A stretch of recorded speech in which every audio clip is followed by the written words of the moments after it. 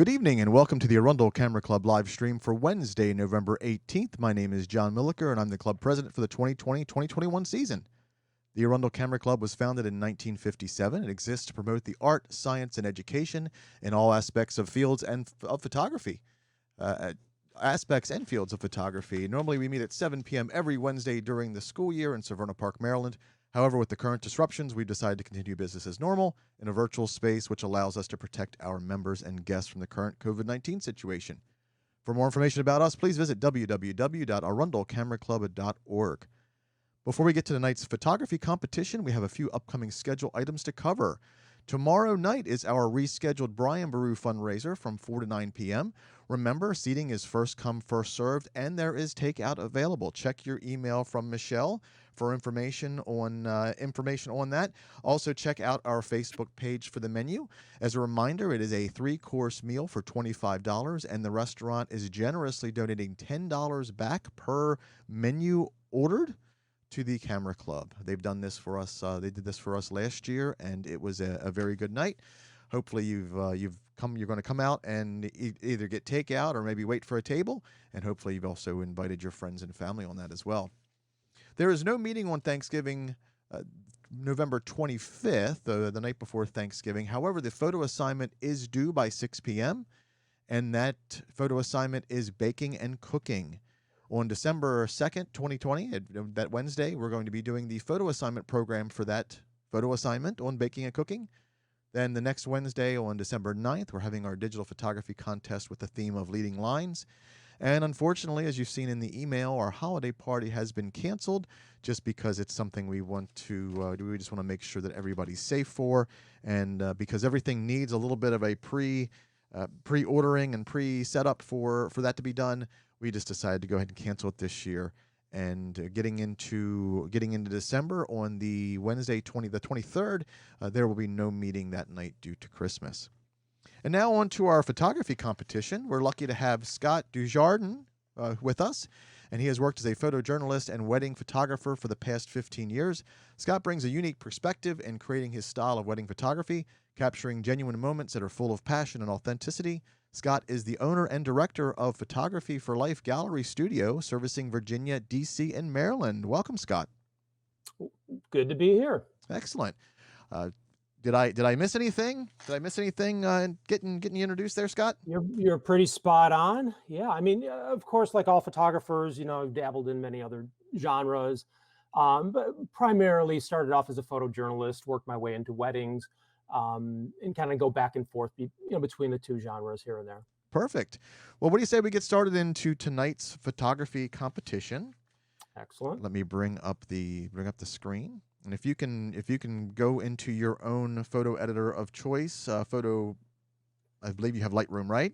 Correct. Yep. If you can bring up Lightroom in the directory for novice monochrome, we can get started on them. Now, for this, we have 12. Let's see. Do we have 13 or do we have 12? We have 15. We have 15 because we added. We have 15 novice monochrome. Correct. That's going to give us first through fourth place and 2 honorable mentions. And when you're ready, we'll go ahead and get started. Get yourself positioned on number 1, anchor. Okay. And what I'll do is I'll read through these, and everybody can see everything going on the screen. And then once we do that, we'll come back and we'll have you give us some information, a little bit of critique, and in or out, okay? Perfect. Here we go. 1, anchor. Okay. 2, behind the veil. 3, Blackwater. Got it. 4, BMW. Okay. 5, capturing the silvery moon. Okay. 6, COVID. Got it. 7, day's end. Okay. 8, mending. Alrighty. 9, on the subway. Okay. 10, reflection. Got it. 11, sky. Mm-hmm. 12, steep sands. Okay. 13, the umbrella. Yep. 14, trunk animal. Okay. 15, dance of the egrets. Got it. And that is the end of our photos. I'm going to get started back over to number 1, which is anchor, and I'll let you take it away when you're ready. So yeah, anchor. The old stump. I really like this shot. There's so I mean, you can tell this has been sitting around for quite a while, this stump here, and there's not only the natural lines in it, there's it looks like, graffiti and etchings in it. Lot of tones in there. You got your specular highlights, you got your dark blacks.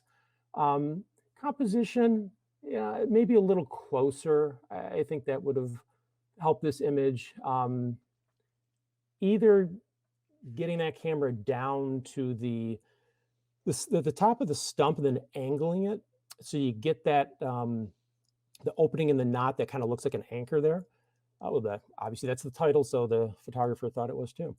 Um, I think that would be probably a better angle, and it looks like, well, I can't see what lens they're using, but I would probably go as wide as they could, and then just really take advantage of that aspect, because I think once you get below the top of that stump, it starts to lose interest.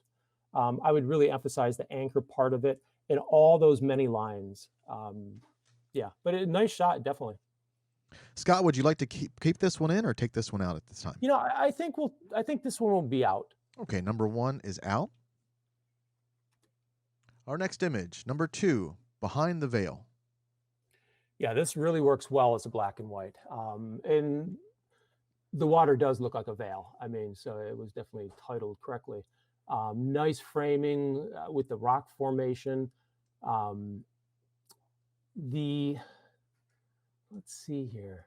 Yeah, I really like that rock on the upper right. I think it's a rock. It could be an old tree, but it looks like a rock. Um, that really helps to frame. So you got that on the upper right. You've got the big rock on the bottom left there. Um, there's definitely enough contrast in those two items I just mentioned. Of course, when you run water or veil or steam or anything that kind of disrupts the light there, you're going to lose contrast. So I think bringing some of that contrast back would have really increased this image. I think we can keep it for now, but yeah, that's one thing that would have improved it. I like I like it a lot. I just think if you would increase that contrast in the middle of the image there, that would really intensify it. Okay, number 2, behind the veil is in. Number 3, Blackwater. Okay, so Blackwater. Yeah, I like this shot. So I like the repetitive nature of it. And what's funny is, as a viewer and photographer, sometimes, photographers focused on one thing, and then when you're critiquing it and when somebody's viewing it, you're kind of, your job is done as the photographer. And, what we see as the viewer is can be quite different. So what I like about it is, yeah, the repetitive nature, the fact that you've got, starting on the bottom, you've got the water, then you've got land, then you've got more water, land, more water, you got the sky. So you got a lot going on there, but with the horizontal lines, I think it really works. It looks like there was some dodging, a little bit too much dodging, at least from what I can see on the brush that's sort of in the middle of the frame there. That's a little distracting. And I think this photo could have really been enhanced if the photographer got up a little bit more. So the water that's at the top of the frame, you got the sky, the land, then you get that strip of water. If I can see more of that water, which means that camera's got to get up there, how high, I'm not sure, but I think that would have really increased, just the overall aesthetics of this image. I think it's a keeper. Okay, number 3, Blackwater is in. Number 4, BMW. Very nice shot. Very nice. I like that. One thing. So one pet peeve that I do have, when you're photographing somebody else's art, there's nothing wrong with that. Obviously, people use other people's art all the time. Hip hop has made a lot of money off that. Using other people's, but they put their spin on it. They have their own take on it. Um, so what I would have liked to have seen in this shot. Now, for all I know, maybe the photographer was the artist that took that photo, and maybe that's not a drawing. Maybe it's a photo that's been manipulated. So, but we're going to assume that perhaps that's somebody else's. And if that's the case, I would have done something different to sort of make it your own. Maybe shoot, that glass that's sitting there, that bottle, maybe shoot through the bottle. Distort the image. Make it your own. Other than that, it works. But that would be my, if it is the photographer's image, I still would have done something different, because if that is his own image in the frame, then basically what he's doing is taking a picture of a picture that he did. So I'm going to say, yeah, if a different angle, shoot through that bottle. You can move the bottle around, I'm assuming. So shoot through the bottle, distort it, make it look interesting, make it your own. So yeah, this one would be out though. Number 4, BMW is out. Number 5, capturing the silvery moon. What a nice evening that looks like. That's a nice shot. I really like that. It's the type of photo that we all, we kind of put ourselves in their shoes, like, how nice that would be. The one thing that stands out, it's soft. It's very soft. So, what created that softness? It doesn't look, the ISO is not too high. It's at a 60th of a second. I think, maybe the focus is just on the waves. So the problem with that, you got the rest of the image that is that it definitely is a little soft. I think maybe the couple, had the focus been on them, I would have liked it more. I'll be perfectly honest. If the couple was removed, I think this would be much better. And if this is somebody's parents, or if this is, friends of somebody's, it's one of those things. It could go on your wall. It's meaningful to you, but when somebody who doesn't know these folks, the gentleman looks like he's taking a photo. So I just think it would have been made better by not having the distraction of the couple in that photo. And I would also bump up the contrast a little bit. It'd be interesting to see what this looks like in color too. But yeah, I think this one could stay for now though. Okay, number 5, staying. Number 6, COVID. So wow, that's really neat. Great focus. Little too busy in the background. Even though the depth of field is really shallow, there's only so much you can do. You can shoot at the widest apertures, and if something's distracting, it looks like there's another leaf that's fairly close, or some beach debris or whatever is there. It's distracting. I think the angle could have been a little different. Something like this, if it were made really symmetrical, you got that leaf that has the 3 points sticking up. If you did something where it was really symmetrical and kind of play on that idea.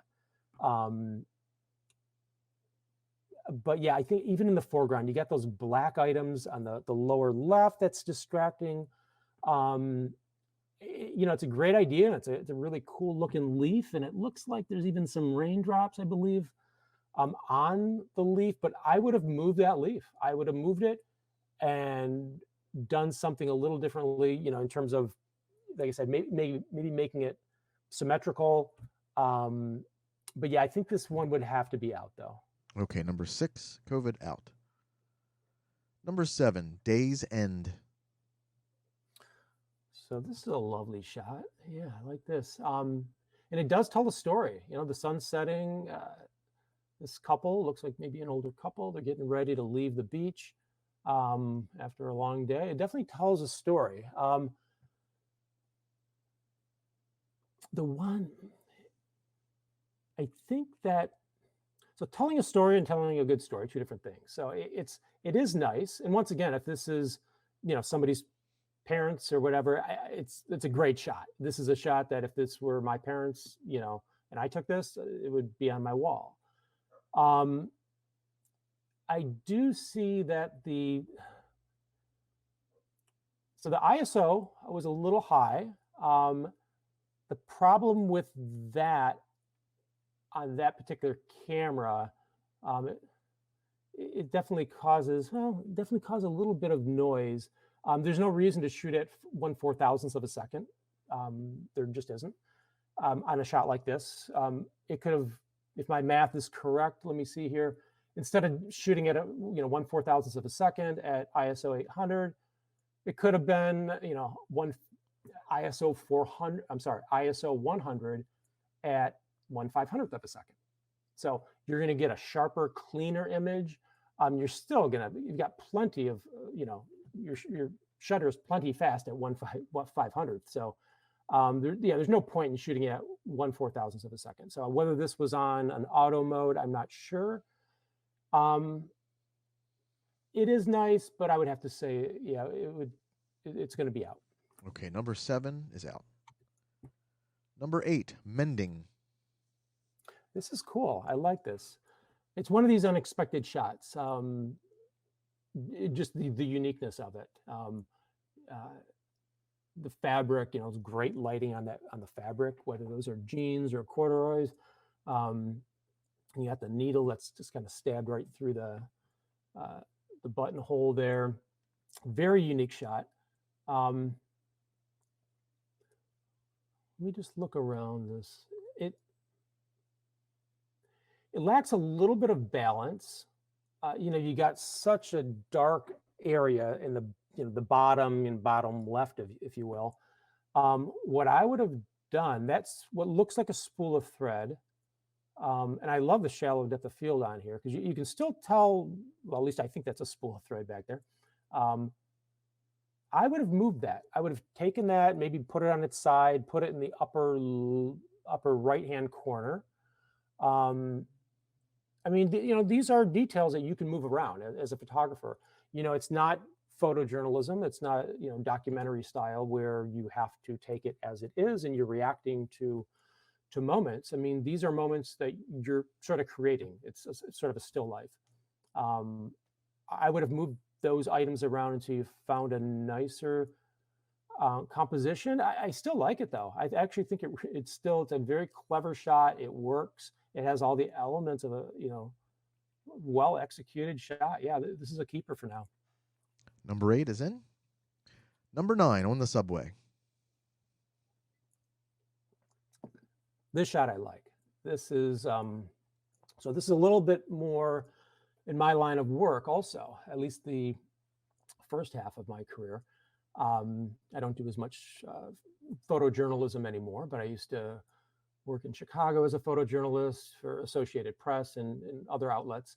It's a great photojournalistic shot. So being able to tell a story like this with as few elements as possible. And even though I know some people are going to look at this and be like, okay, it's grainy, it's soft. It was probably shot. I don't have the metadata on this one, but it's probably maybe shot at too slow of a shutter speed. There's some weird grain going on there. Could have been shot with a cell phone for all I know. But it doesn't matter. It's not by any means a technically perfectly photographed shot in terms of the photographic technique, but the artistic composition in the subject matter, it really works. Yeah, this is definitely a keeper. Number 9 is in. Number 10, reflection. Yeah, that's a nice shot. It reminds me of, I guess, a lot of these, a lot of these lakes around the DMV area probably look familiar. There's Lake Fairfax, not far from where I am. Um, Same type of bench that I've sat on, 100 times. That, yeah, it's a great moment, great shot. Um, Sky is, no detail. Um, so for me, when I'm looking at landscape shots, and this is a landscape shot, yeah, it has a person in it, but essentially, and the person, once again, it could be a loved one, it could be the photographer, with a triggering device, who knows. But when I look at these landscape shots, um, you typically don't want to see a bland sky. I think this shot would have really been improved if you move that camera down or angle it down, where you're getting more of that hill, even though the hill, there's not a whole lot going on, but you've got texture. You've got different tones, there's probably leaves and a whole host of things. You could burn that in, you can make it darker. I think it would be a lot more compelling of an image if that one, I mean, yeah, you're chopping a little bit of those trees off, but the top quarter of that image, I would have just moved that camera, angled that camera down a bit. And yeah, that definitely, I think, would have worked better in this shot. But it's still nice. I'll say for now we can keep this in. Okay, number 10 is in. 11, Sky. Wow, those are some menacing eyes. Hopefully that's a friendly dog. um, that looks to be a very nice dog, actually. So here, the problem I have with it, I mean, it's an interesting shot. The fact that you've got some great, super shallow depth of field, and it appears, it looks like it's backlit. So focusing on that eyeball is not the easiest thing. You got to have a really good, focusing system, or if you're doing it manually, you got to be very quick, especially with a dog, to nail that focus. I'm trying to see exactly where. Maybe it's not on the eye. The focus might be a little off, but anyhow, with that backlit situation, the point is focus is very hard. So that's not the problem for me. The fact that there's no space on the left, the dog's looking to his or her right, so the left hand, the camera left, needs more space. That's, maybe it's a little old school of me to say that, but that's one thing, one of those things that you learn that I think is kind of tried and true.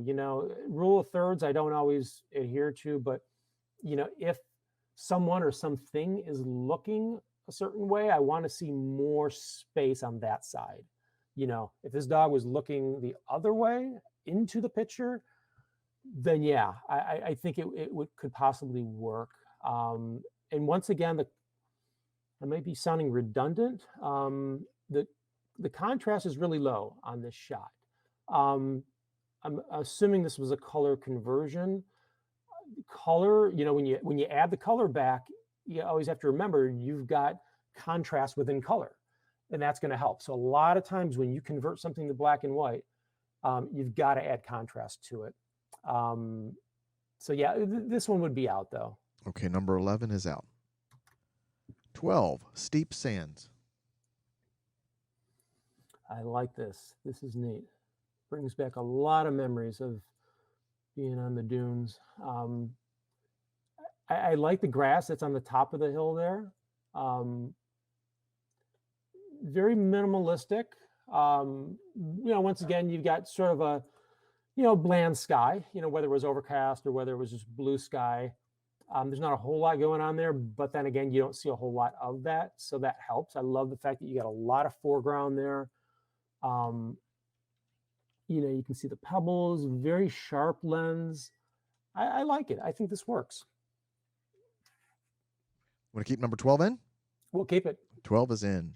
Number 13, The Umbrella. The umbrella. So this is interesting. So I'm assuming that the photographer was trying to juxtapose the the lady with the umbrella, don't know what color that outfit was, but obviously as a black and white, it's, it's dark. It's pretty much black with that lamppost that also looks like maybe an umbrella on the top. I'm not sure if that was the intention. Um, Maybe it was a happy accident and they didn't realize it, but that's sort of what I see. Um, and I think it's kind of cool. It works. It's interesting. It's something that people might not notice at first, but I think the correlation of the two is really cool. And I like the curved walkway that that has those deep shadows on it. So yeah, this is a keeper. I like it. Okay, number 13 is in. 14, trunk animal. That's a nice shot. Um, and it does look like looks like it could be a lizard or something crawling down the tree. Um, it looks like it's a nice shot, but it looks like they've used an on-camera flash, um, which helps pull out some of that detail. When you add the flash in there, you're adding a little bit of contrast. You're getting in those grooves and creating the contrast between the grooves and the knots and the tree and all that. Um, which, like I said, it helps pull out some of the detail. But unfortunately, it also creates flat lighting. Um, if that was an on-camera flash, I would say, move that flash off the camera. If you're going to, if you have to use the flash, which in this case, I don't know what the lighting conditions were without the flash. Obviously, it was daylight. I can see some highlights in the background, but I would move that flash off camera. It would drastically improve it. I mean, once you can do that, and it's not that difficult, you have to find a little triggering mechanism. You can even use a cord on most cameras. But once you free yourself up from having to have that flash on top of the camera, and you're able to move it around, whole world of possibilities in terms of increasing the quality of the work. But yeah, for those reasons, I would say this one's going to be out. 14 is out. 15, dance of the egrets. Let me see. I like this. Yeah, it definitely looks like they're dancing. So the lighting, it's hard to tell. I'm kind of looking for the shadows there, and I would say overall, regardless of the time of day, it just needs better lighting. Um, it, I think, yeah, it's definitely flat. Um, this particular camera does not handle too high of ISOs. The ISO is just too high for this camera. So that's why you see a lot of that kind of detail starts to fall apart. I mean, I get it. And the photographer was right. Trying to freeze this, setting the camera to 1250 of a second. That's what you need to do to capture these birds. But you do at the risk of having an ISO that's going to create a lot of noise. And although this may look okay, which it does on a computer screen, once you try to print this, it's just going to fall apart. It might have, think about trying to slow the shutter speed down in some situations. When the sun starts going down, or if you have to shoot at a certain aperture, don't always confine yourself to keeping that shutter speed up there and trying to freeze the action. Sometimes blurring the action, especially if the egret's head and neck is maybe not moving a lot and the wings are. That could create a really cool effect. So I would say play around with it a little bit, but yeah, this one's there's just too many elements that are not working for me. So I'll say this one's out. Okay, this one's out. Number 15 is out. Okay, that's the end of our images. We're going to go back to, let's go back to image view mode, and then I'm going to go up to attribute and then sort by only unflagged images. And it looks like we have 8 remaining. Is that the same count you have? 3, 6. That is it. Yes. Excellent. We need to get down to 6. Okay. Now, usually when we get to this point, I usually bring them all up and then drag my thumbnail slider up so that we can see it. If you do the same thing on your screen, Definitely. we can do the Definitely. same thing, and you can either start placing either in you could take 2 more out, or if you'd like to start placing honorable mentions or first through fourths, we can do that as well. Okay. So with honorable mentions, we're going to have 2 honorable mentions, Mhm. then first through fourth. So that means one has to come out. Looks like 2, right? First through Oh, I'm fourth, sorry. 5, You're right. 6, You're right. and You're 2. right. It's late. My math isn't. It's okay. So they are all really nice. So I'm going to have to say that number 3, Blackwater, I think that's going to have to be out. I do Okay. like it, but there's too many areas that I think need to be improved on. Yeah, and for a couple other reasons, I think that would be out. Okay, number 3, Blackwater is out. We're now down to 7 images.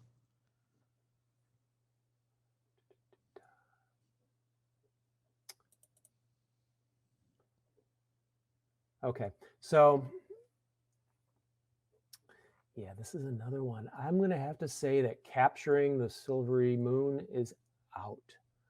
Um, but that shot has potential. Like I said, I mean, I wouldn't want to be the one to Photoshop those individuals out, nor should they be Photoshopped out, especially if they're somebody's loved ones.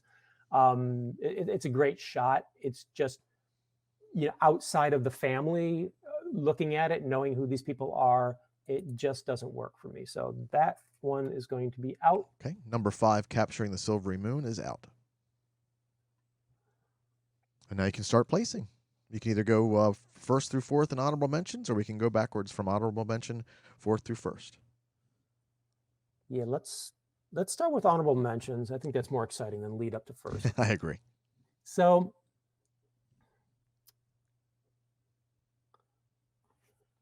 okay, I'm going to say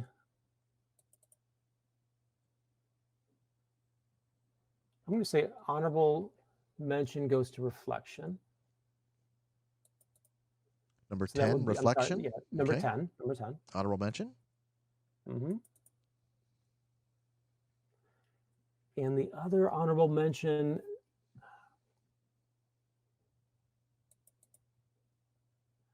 that would have to go to number 13, the umbrella.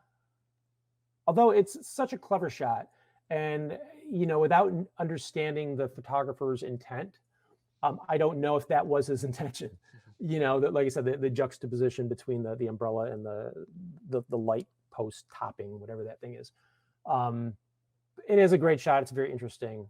But Okay. yeah, that would honorable mention. Honorable mention number 13, the umbrella. Mm-hmm. I'm going to give fourth to mending, number 8.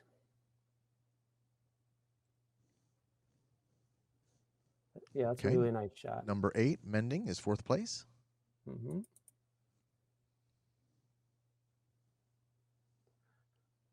This is where it becomes difficult here. Let's see.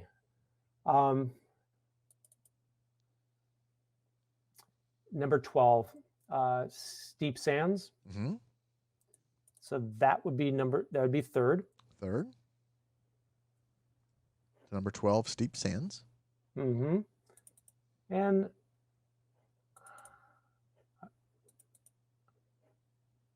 so this next one is easy for me, but these are all great shots. So second would be behind the veil. Okay. And I have to give first to On the Subway. Number 9 It's a on the great subway. shot. Okay, here are our winners for tonight. Honorable mention to Doug Wood with reflection. Honorable mention to Ann Hickman with the umbrella. Fourth place to Elaine Hambley with mending. Third place to Terry Jackson with steep sands.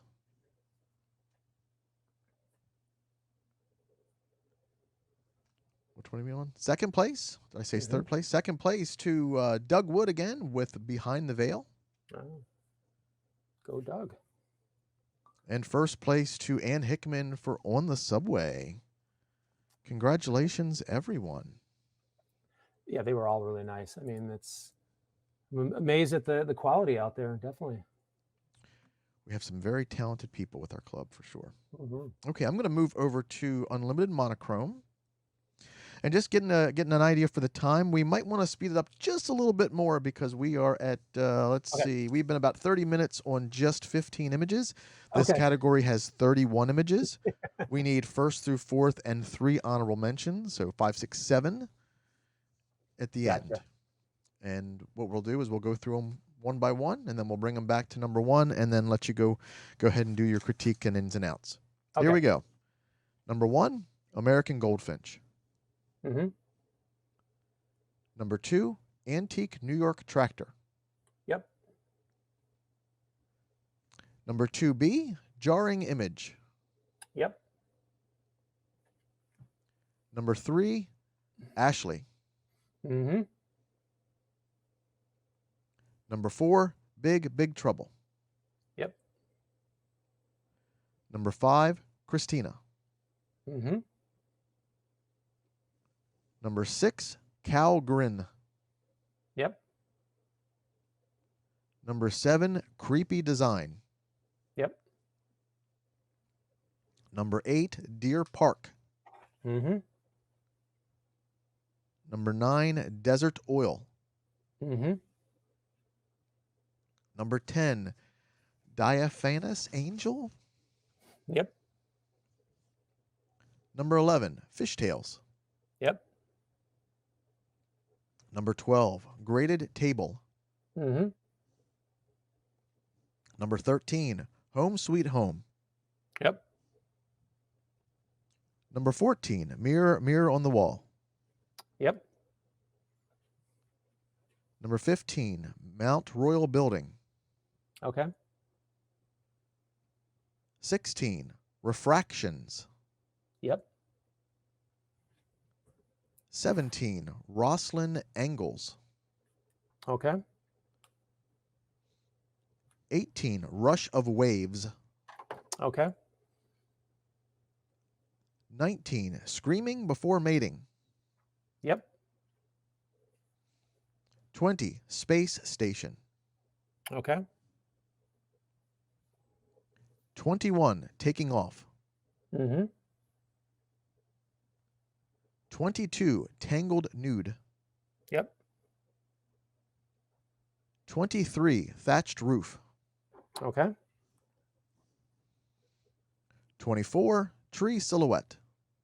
Yep. 25, Type Drawers. Okay. 26, Uspensky Cathedral. Mm-hmm. 27, Vacancy. Okay. 28, Watermill. Okay. 29, Girl in Tub. Mm-hmm. 30, Heavy Metal. Yep. And that is it. We have a 5A and a 5B in there, so that is our 31 images. When you're ready, we'll switch it back over to image number 1, American Goldfinch, and when you're ready. I am ready. So American Goldfinch. Love the pose of the goldfinch. It looks extremely sharp. The flowers, not that impressed with. I probably would have photoshopped out the flowers on the right. Very grainy. I can see the grain on here already. So it was either shot. Actually, it doesn't even look like it was shot that high. Maybe it was cropped an insane amount. So yeah, this one would be out. Okay, number 1, out. Number 2A, Antique New York Tractor. This is nice. Lots of detail there. The problem I really like it actually. The problem I do have though there's almost too much depth of field here. Um, you know, we should be focused on the tractor. Yes, the background is interesting. I love there's actually clouds in the sky, which is awesome. And you get the trees back there. Um, it's not, I would have shot this at maybe 2.8 or 4.0. Um, I would have also given it a little bit more breathing room, maybe a little bit more room on the right, maybe zoomed in on a tire or something, change the perspective. But it's a nice shot, but I'll say this one's out. Okay, number 2A is out. 2B, jarring image. Very interesting. Yeah, I like the repetitive nature of it. I really like how the light, nice light that's hitting the top of the glass jars there, with the metal horizontal lines, whatever that, it looks like there's some sort of metal tubing going between the jars. That's nice. So yeah, I really like the lines and how that all works together. I would straighten it a little bit. The largest jar on the left, um, it needs to be straightened a little bit. It's not that straight, so I would definitely go into Photoshop, straighten that up a little bit. And it also needs, I think, one more element to make it interesting. It lacks a little bit of something. Maybe something else in the image that would, not only draw you in. I think this is a good image that draws you in, but to keep you, focusing on something of more interest. So I would say this one's going to be out too. 2B is out. 3, Ashley. This is really nice. Yeah, this is nice. So it looks like we've got some mixed lighting. We've got the lamppost. We've got a secondary light source coming from camera, upper camera left. I would have had the subject move over a little bit more, so the pole is not going through part of her face. There's plenty of light there. You'd still have the lamppost in the shot. I wouldn't have that going through her head like that. But it's still really well done. I mean, you've got enough detail in the background there. You can see those plants. I think it looks really cool. Maybe a little excess space on the left. Maybe we don't need all that space. Maybe you can crop in a little bit, but no, this one works. I like it. Okay, three is in? Yep. Okay. 4, Big Trouble. Really well done. I mean, this is, I'm sure the Coast Guard would love this, to put on a wall somewhere or publish. Great, great compression. I mean, if you look at the man standing, you kind of just look at that and how he is so separated from the background, not just due to the aperture, shooting at 2.8 will do that, but the compression, the lens causes. I like it a lot. One thing that I would do, it's a little tight. Once again, if this is something that the Coast Guard wanted to, or maybe the individual that took this also had worked on this ship, to document the ship, yes, it's a great shot. But anything more than that, more of an environmental type shot, it needs more space. It definitely needs more space in the front. I would have also lowered the angle of the camera to make this even more dramatic. If you lower the camera, I mean, there's only so much you can do. Obviously, the person that took this was also on a boat, I'm assuming. But if you lower that camera angle and you get the front of that boat above the horizon line, it tends to add a little bit more drama to the picture. But it works. I like this shot. It's a keeper. Number 4 is in. 5, Christina. This is nice. Very stoic look on her face, but it works. It's a very, almost like a period piece photo. It makes sense to have the sepia tone. Along with the sepia tone, I would have added more of a vignette. That's something that was very popular. Well, it's popular now also, but it was extremely popular back in the day. Not always for deliberate reasons, but just how cameras and lenses worked, everything had a vignette on it. Um, the shirt needs to be darkened a little bit, her face a little bit. The suitcase needs to be darkened a bit. Um, that might have been the actual tone of that shirt and suitcase. It's too distracting, and the viewer needs to be concentrating more on, I think, the face and the eyes and that expression. This really works. I like it. Yeah, we'll keep it. 5 is in. 6, cow grin. There's a lot going on here. I mean, this is an exercise in texture, and I mean, there's a whole lot. It looks like there's a tooth laying down there too, so it is a little intense, I guess. The squeamish might have a problem with that, but no, it looks really cool. I would, once again, I said this before. I mean, unless the photographer could not move this or did not want to move this for whatever reason, I would have moved it around. It's nice, but the big bone in the front that looks like maybe a hip bone, it's a little bit too close to the skull there. I would have moved that around, cleaned it up a little bit, not physically clean it, but just maybe get rid of the piece of wood or the other bone that's between the skull and that hip bone. I like the tooth there. That's awesome. But yeah, I would have done more to create a better composition. Everything else is perfectly executed. But yeah, for those reasons I mentioned, I'm going to say this one's out. Number 6 is out. Number 7, creepy design. Very cool.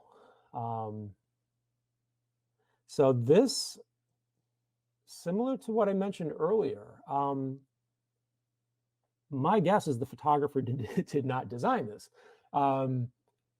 If he did, then yeah, kudos to him, because that's awesome. My guess is this is something that was designed by somebody else. It's deserves to be photographed, and it's photographed well. I love the square crop on it. It's nailed the exposure. Everything about it is great, but the problem I have, it's basically somebody else's art. I think if you're going to do that, as I mentioned earlier, you got to put your own spin on it. Something's got to change. It can't look like it's just somebody else's art. So we're gonna pass on this one. 7 is out. 8, Deer Park. I love the macro shots. This is neat. So with the title, I'm almost disappointed that he or she titled it Deer Park, because now I know what it is. These kind of surreal macro shots, it's nice to leave a little bit, to the imagination. But I'm assuming it's a close-up shot of a water bottle. And other folks might have figured that one out too, but yeah, I wouldn't have. So I think leaving it a little bit of mystery would help. And once again, I mean, it definitely is well done. It's got many different elements to it. I like the big bands that cut through there, with all the little droplets. But there's not as much going on. There's not as much that keeps me wanting to look at this. It draws me in. It's unique, but I think this one's going to be out. Okay, number 8 is out. 9, Desert Oil. Very nice. Yeah, that's the kind of ominous skies that I like. So this is a perfect example of, there's been some other shots that we've gone over that have had, whether clear skies, blue skies, call them what you want, but there's not much going on. This would not be an interesting shot if it had, clear skies. It just wouldn't. The grittiness of these big oil containers, whatever the technical term is for them, the grittiness of them, and the fact that they are worn out and the paint is peeling, And then you've got the sky also that is just um, very dramatic there. Yeah, this works on many levels. I like it. We'll keep it. Keep number 9 in. Number 9 is Mhm. in. 10, Diaphanous Angel. Nice. This especially is nice because it's a high key shot, and um, it would not look good if it was, if the photographer tried to have a normal exposure. It might still have looked nice as a color photo, um, but it really works as a black and white shot. Um, the one thing that I initially see, and so I have, as a wedding photographer, photographed many brides with many long veils. And the one thing that always drives me crazy, I don't know if it bothers the bride, but having the crease of that veil where where it captures the highlight cut through the eye. I don't mind if it cuts through the cheek, if it cuts through parts of the face, but when it cuts through the eye, it's just kind of a pet peeve of mine. It bothers me a little bit. Although it's still it's a nice photo. We'll keep it for now. Number 10 is in. 11, Fishtails. Wow, this is neat. This is nice. A very, very interesting shot. Um, Almost looks like it was infrared, like shot on like old infrared film. I don't know, maybe they converted it in Photoshop using an infrared filter. Let me look at I don't know if this was taken like in an aquarium or, oh, actually, wow, thank God for the metadata. So this was not, I initially thought this was just photographed at an aquarium. This is an underwater camera, the Olympus TG5, it looks like. That's definitely an underwater camera. So this was taken underwater. That is, in the fact that the photographer not only switched it to black and white, but yeah, gave it that infrared look. It's a totally different take on what could be a very ordinary shot. So I like it. Definitely a keeper. Number 11 in. 12, Graded Table. This is nice. Definitely, this shot, it works. It reminds me a little bit of photography school, which is a good thing, I guess. Um, it's an exercise on depth of field. It's an exercise on, especially with a macro lens there, where you have such a shallow depth of field. I would have liked, I think it would have been a little better. And this is more, it's not a fault of anybody's, it's just the nature of the lens. It's such a dramatic cutoff between what's in focus and what is completely obliterated by the out of focus part of, of the bokeh. I think this one's going to be out. Number 12 out. Okay. 13, Home Sweet Home. Home Sweet Home. Oh, that's nice. That's nice. I like, yeah, it's got a lot of interesting light going on there too. I don't know if there's any artificial light going on there, but you've got a lot of shadows in different areas and very interesting. Um, it's an interesting place, but just like I mentioned earlier, like if you photograph one's artwork, this might not be considered artwork, but it's somebody's home, or it's obviously an old cabin, and it was designed by somebody else. So I'm going to say this one's out. 13 is out. 14, Mirror, Mirror on the Wall. Very cool. Almost looks like, so if you look close enough into the center there, almost looks like a skull with eyes and a mouth there. I mean, this is really surreal. Don't know if this was shot with I don't think it was shot with a macro lens. Whatever it is, it's very cool. Maybe it was at one of those old fun houses looking in a mirror. It's really cool. The only thing that I have a problem with, this is the kind of image that draws you in, but doesn't keep you in. It's cool to look at. but then there's just not more. There's not something that you discover, except for that's the thing that looks like a skull, whether that's deliberate or not. Um, so yeah, I think just because it doesn't have other elements that keep you in the photo, I'm going to say this one's out. 14 is out. 15, Mount Royal Building. Very dramatic, very bold. This one looks highly photoshopped. Nothing wrong with that.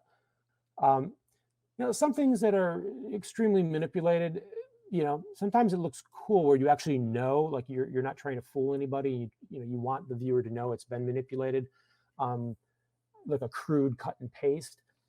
Um, but this one I don't think works. It's so, I think the tones of the building in that background, they're two different elements.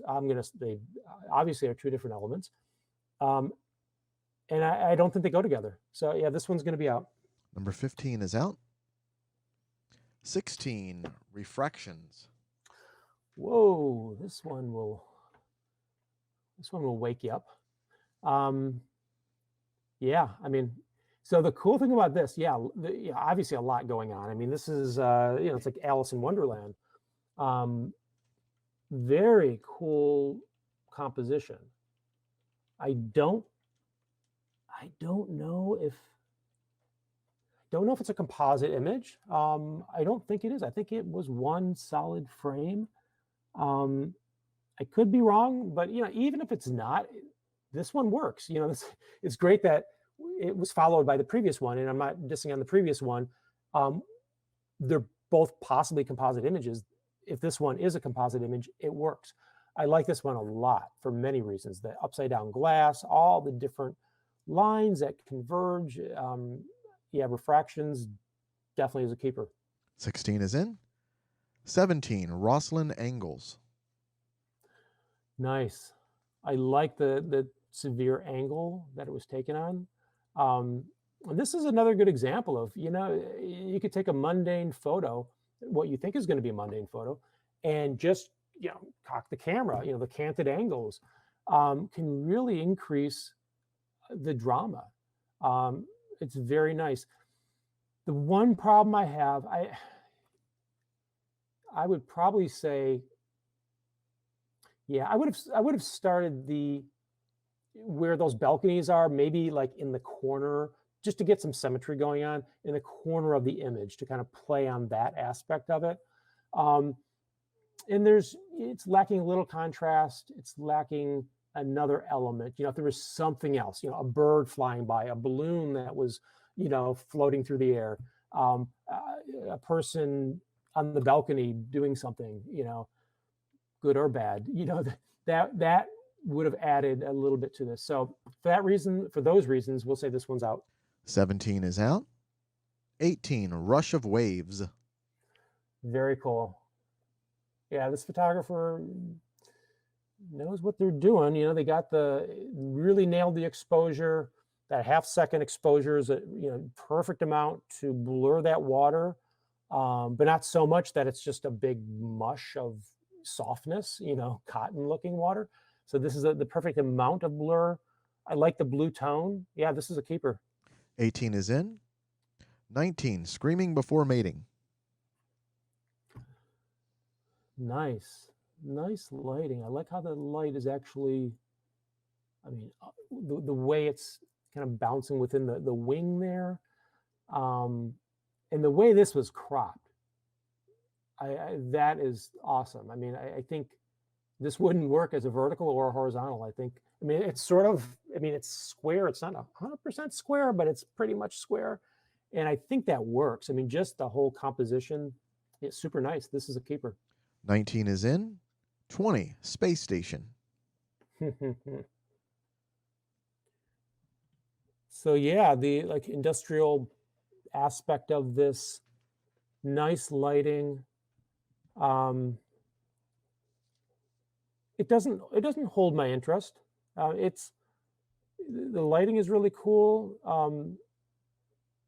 I think it needs either more negative space that the black background, maybe it actually needs more of that, where you just take a segment of the metal object there and have even more negative space. I think it would benefit this shot quite a bit. But other than that, it's pretty neat. It's interesting. But I'm going to say this one's out. Number 20 is out. 21, taking off. Taking off. So it looks like they've got from what I can see, the exposure or the focus is very good. I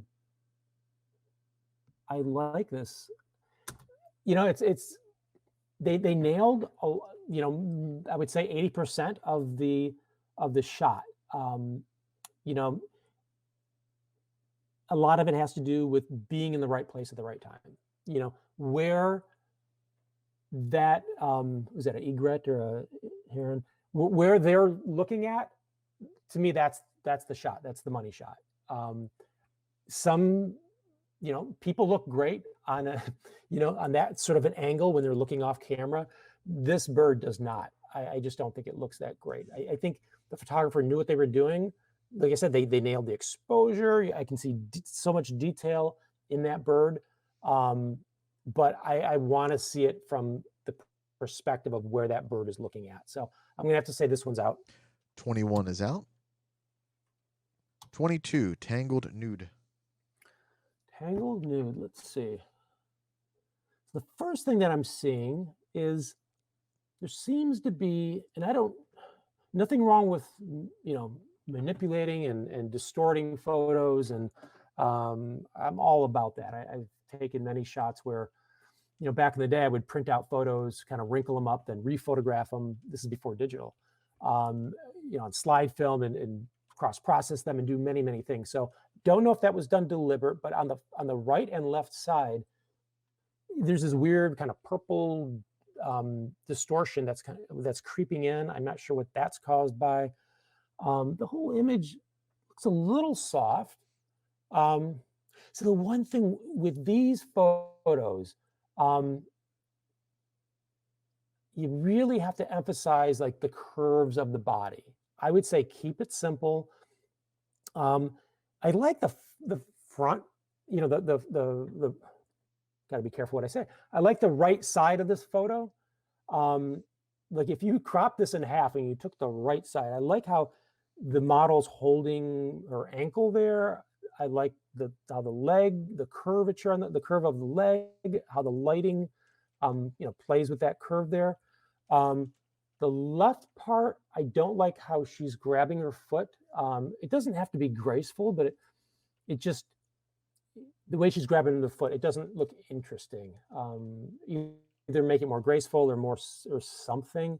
But yeah, with these shots, I mean, it's all about certain curves, what you keep in, what you keep out. I'm going to have to say, unfortunately, this one's going to have to be out. Number 22 is out. 23, thatched roof. Thatched roof. Very nice. Very nice. It's not the easiest exposure, with the white brick there. That would have been very easy. And there might be a little detail loss in the white painted brick. But for the most part, the exposure is definitely nailed.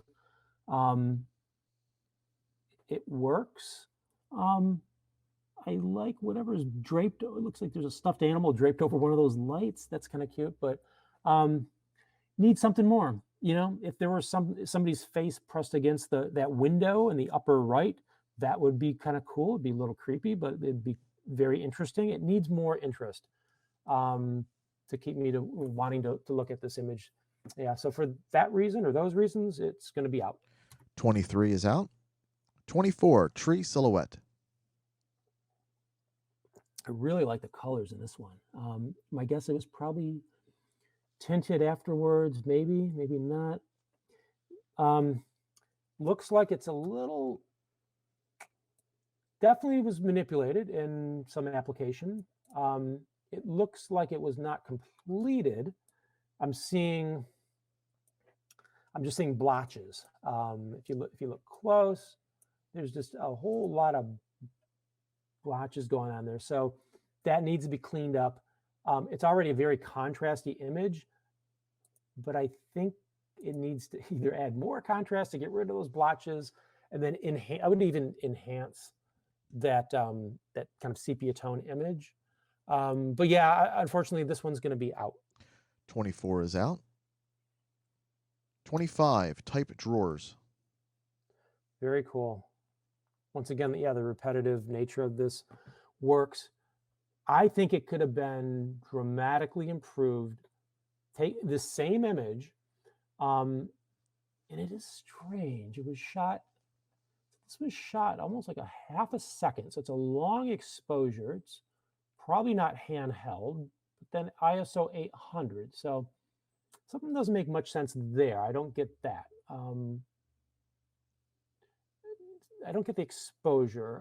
If it was on a tripod, you don't need ISO 800, and I don't see any reason to shoot it at slow shutter speed. But anyways, this could have really been improved.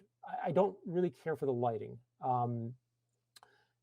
Had the lighting been dramatic from one side or the other, if all the exposure, the entire exposure, which means all the light came from the right or the left, not the top or the bottom, but the right or the left, then that would have been really interesting, because you would have had, those deep grooves in the wood, and then obviously the handles on the drawer, that would have really stood out. But yeah, without that, I think this one's going to be out. 25 is out. 26, Uspensky Cathedral. Wow, this is well done. Sort of screams out HDR, but it works. Whether it's HDR or not, it works. I mean, that looks like a postcard from last century. I love something very small that they did that really enhances it. The white border they put around there. It really it not only ties it in, but it kind of plays on the crosses there, the white crosses and the white that's in the window. Yeah, this is in. I like this shot. 26 is in. 27, vacancy. Vacancy. Interesting shot. And there's a lot of these motels, throughout the country. Unfortunately, more and more, they're disappearing, and they're not, as people build on these sites, they're knocking all this down, and rightfully so, I suppose. But it's good that people document these, while they last. I would have liked to have seen this shot. Once again, the sky. I don't mean to go on and on like a broken record about the skies, but it's a clear sky. It's not interesting. Doesn't need to be in the picture. I mean, part of it does, obviously, if you're going to get the roof of this building, but you don't need so much sky in this photo. There's a lot more character in the broken up driveway there with all the grass growing through. I know the photographer wanted to get the sign in there. I would have said, forego the sign, shoot it straight on, get a lot of that parking lot in there, and then crop it right to the roof of that building, so there's no sky in there. Maybe even keep it in color. That way you're going to see a lot more character in that building. Without that, man, this photo had so much potential. And if this might have been a vacation shot, so it's a one-off moment, but if you can go back, I would suggest doing what I mentioned, and it could be a spectacular shot. But without that, I'm going to have to say no. Number 27 is out. 28, watermill. Watermill. Yeah, I like the slow exposure. You're getting the actual motion of the water and the mill. It's not close enough to really have a big effect.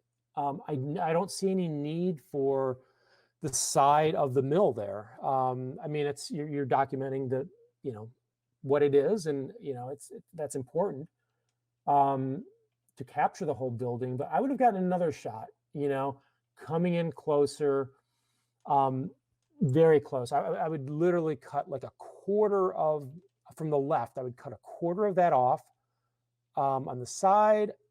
Then I would come in a little bit from the top, just a little bit from the bottom. And then I think you'd have a nice shot. It would emphasize the motion, because the motion is not emphasized. And I think that really does need to be more prominent. So yeah, this one's going to be out. Number 28 is out. 29, Girl in Tub. Girl in tub. Let's see.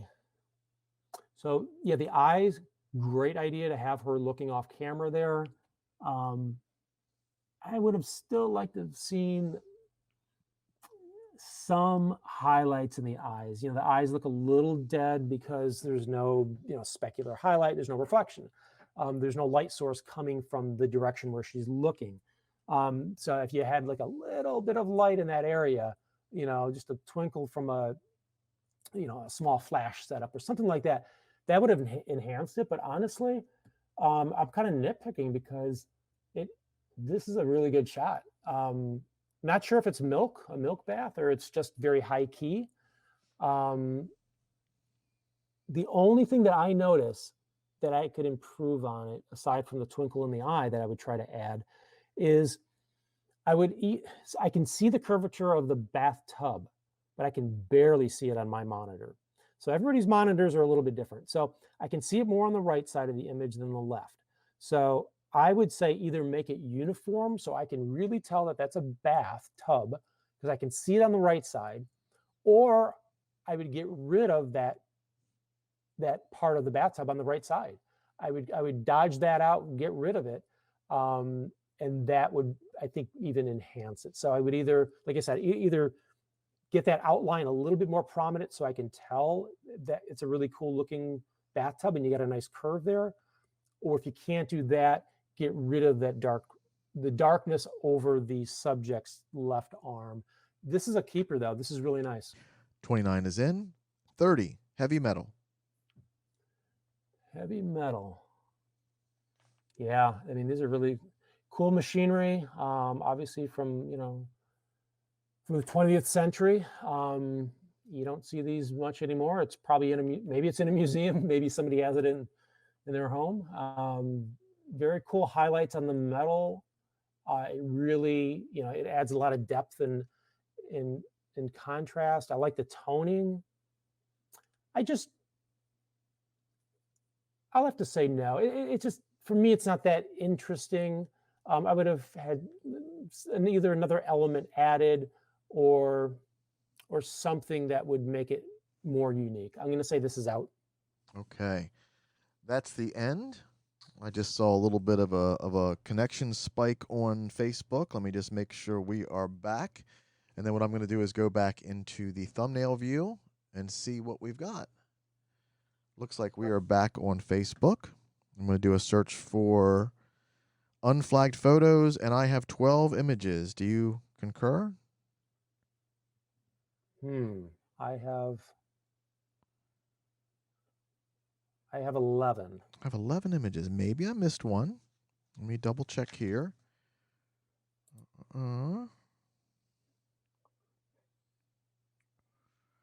Got everything kind of here as well. If you want, I can run through really quick from... Yeah, give me the ones you've got. The ones that are in? The ones that are in, yes. Okay, we have 3 Ashley. Mm-hmm. I'm sorry. We have number 4, Big Trouble. Mm-hmm. We have 5, Christina. Right. We have 9, Desert Oil. Right. We have 10, whatever that name is, Angel. Okay.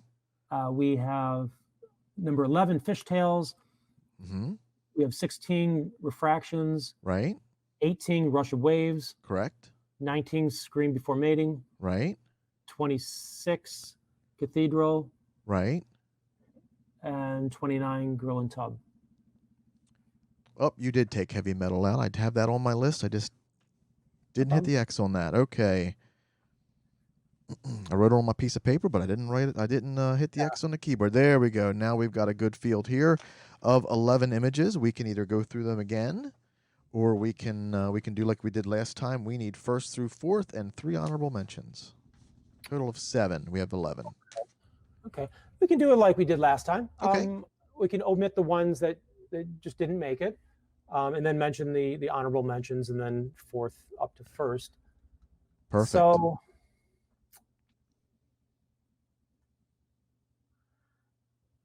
I'm going to say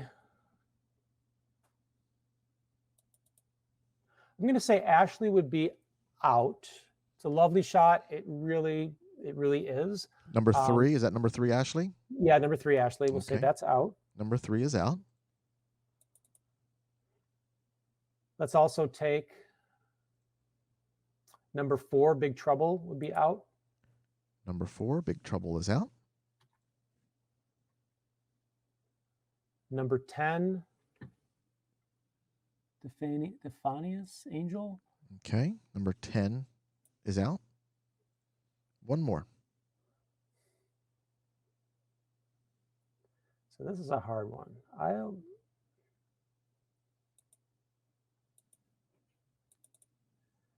Even though this is a great shot, I've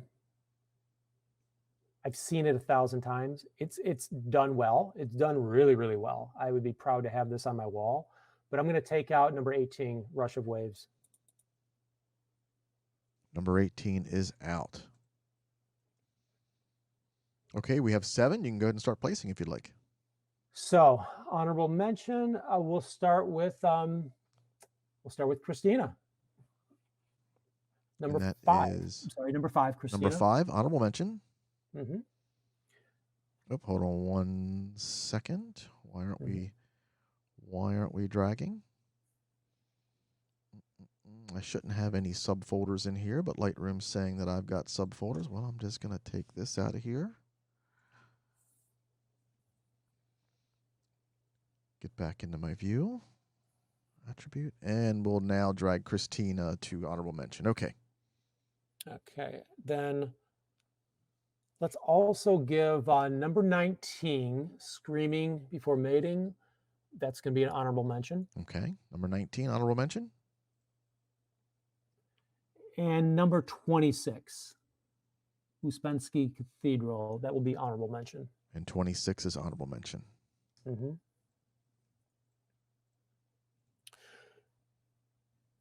So then we've got, so we'll say 4th place is going to go to number 16, Refractions. 4th place to number 16, Refractions. And these, this is hard because these could all be first. I mean, this is almost splitting hairs because they're all so amazingly good. So yeah, and then 3 is going to go to 29, Girl in Tub. 29 place. Is 3rd place.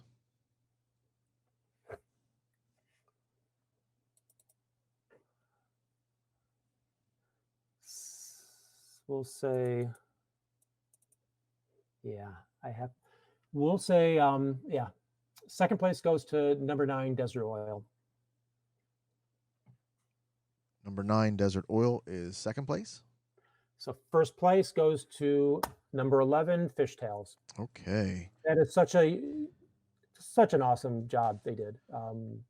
In a lot of these things, one never knows. Was it a happy accident? Was it just grossly overexposed? And some of this doesn't matter. I mean, they saw the potential in the image, and they went with it, and it's a remarkable shot. Yeah.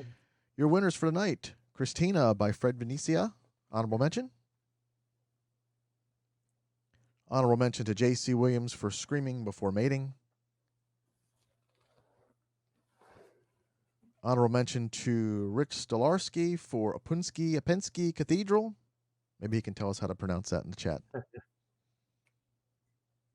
4th place to Mike Thomas for Refractions.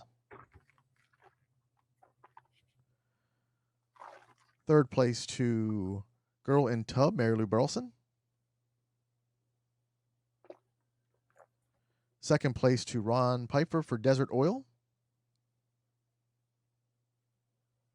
And 1st place to Chuck Gallegos for Fishtails. Congratulations, everyone. Woohoo. Okay, let's go back to, let's get some color going on. Let's get down to novice color. Okay.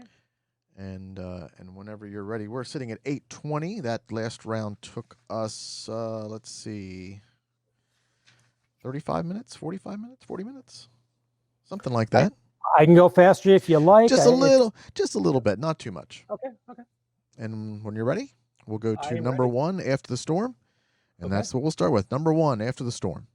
Mm-hmm. Number two, Oh, Anne. y- yep. Mm-hmm. Number three, Drying Out. Okay. Number four, Fall. Yep. Number five, A, Fronds. Mm-hmm. Number 5B, Bird on Feeder. Yep. 6, Hamden Window. Mm-hmm. 7, Hazel. Yep. 8, Multitasking. Okay. 9, Mum. Yep. 10, Museum Visitor. Okay. 11, Sky. Okay. 12, Under the Bloom. All right. 13, Waiting for Scraps. Mm-hmm. 14, Asteroid Belt. Yep. And that is it. We'll go back to 1, and whenever you're ready. Okay. I am ready. So you want me to start off? When you're ready, yes. Okay. So number one, After the Storm. So this very interesting shot. Really nice positioning with the reflection, of the tree and the pool of water there. Um, when I look at it, I wonder if the actual tree and sky are needed in this shot, because I love the framing of the rocks around that pool of water. And when I look at this, I'm almost envisioning like a square crop, the bottom half. How cool that would look, where you just get the rocks, you get the tree inside there. That would really look nice. Um, the pine tree is a bit distracting. Um, Once again, blue sky. Sometimes when people are on vacation, you can't do anything about it. When you go out photographing, there's nothing you can do. You're at the mercy of Mother Nature. Um, but I think a crop would really enhance this shot. Um, but we'll keep it. We'll keep it. Everything else works. Number 1 is in. Number 2, Anne. And so, cute shot. Nice. Looks like a First Communion photo. Um, Good use of fill flash. When you're outside, a lot of folks don't always remember to turn that flash on when they see a lot of bright light. They think they've got enough, but you want to fill in those shadows. And this photographer did it, really nice. Good exposure. So one thing that I'm noticing, and I don't know if this was deliberate, the placement of the girl. When I look at this, when I brought this up, because the Virgin Mary in the back appears to be coming out of the girl's veil, um, it looks bizarre. So it could have been something that was done deliberately. It's clever. If it was done deliberately, it's clever. If it was not deliberate, then you want to move that girl over. Now, if this is your kid, fine, you can do whatever you want.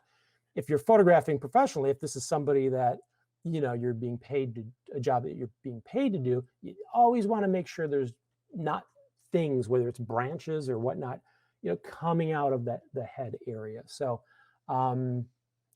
yeah, I would have to say no on this one. This one would be out. 2 is out. 3, Drying Out. Very, very exotic and beautiful bird. It does not look like it was from around here. So somebody was on a nice vacation somewhere. That's I love look at those eyes with the deep, I don't know, maybe the eyes are black, but they're picking up a lot of that blue from around the eyes. First thing that I notice There are distractions. It's very sharp, which is good, but the leaves that are in the front there, that's very distracting. Um, and once again, you can only, what are you going to do? You can't conduct the bird and direct him where to go to get the shot. I commend you in getting the shot, but also that leaf that is right behind the beak is very distracting. That beak, the nice yellow, it doesn't stand out as much as it should. And the reason is you get a lot of the same colors and tones in that leaf. So even if you don't Photoshop it out, and I'm not, an advocate for Photoshopping out everything you don't like, but you can darken it. If you darken that leaf, especially the bottom part of it, frankly, all of it, it will really make the beak stand out. So that's one thing you could do with very, very little effort to make that stand out. But yeah, I see too many little things that bother me with this. So this is good. This is going to be out. Number 3 is out. 4, fall. Oh, this is nice. Yeah, this is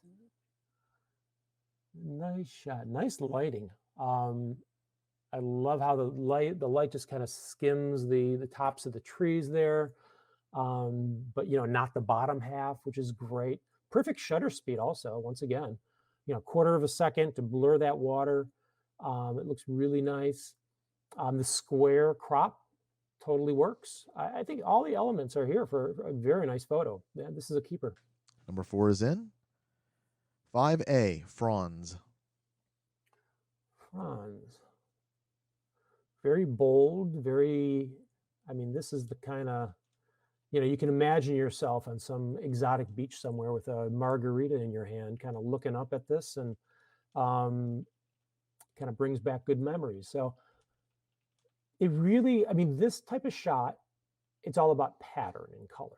So you got the complementary colors, you got the leaf that's on the bottom, but in the foreground there, that's yellow, with the beautiful blue sky, which I typically don't, I'm not an advocate of blue skies, but it works here because it's a complementary color. The problem I have, what's on top. Once again, cropping can really, it's one of the easiest things you can do to enhance a photo.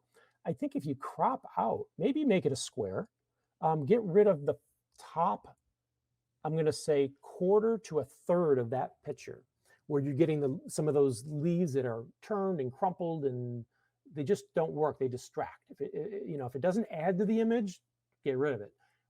Once you crop that in, and you have the bottom half, or maybe the bottom, I don't know, 2/3, something like that, I think it would really help. But I think this one, unfortunately, would have to be out. 5A is out. 5B, bird on feeder. Very nice.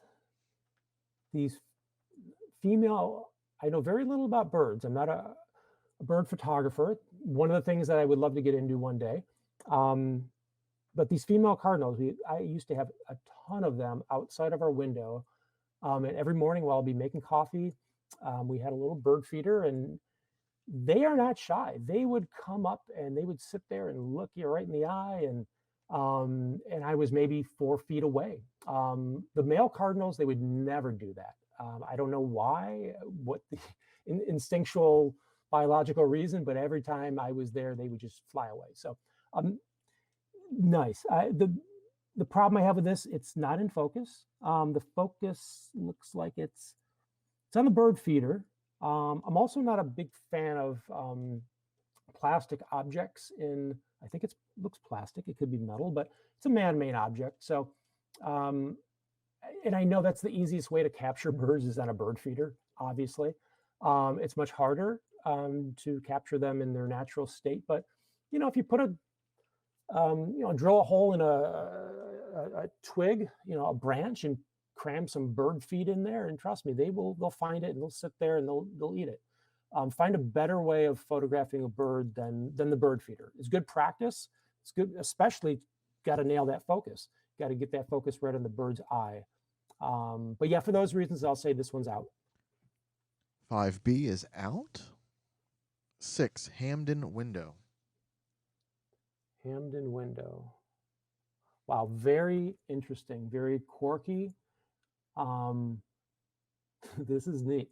It's like a David Lynch movie or something. I'm not sure if the photographer, don't know if the photographer set this up or if they stumbled upon it. I mean, if I stumbled upon something like this, I'd be a little freaked out. Um, it's just so interesting in a bizarre way. It works. It's light. I think it really needs to be burned in. It's way too bright on the right side. Those plants, if anything, they should be darkening. You should darken them. You want the focus on the mannequin thing that's looking out the window and the objects that are on the windowsill. You don't want the focus on the leaves, and it's way too bright. So we'll keep it for now. I like this. 6 is in. 7, hazel.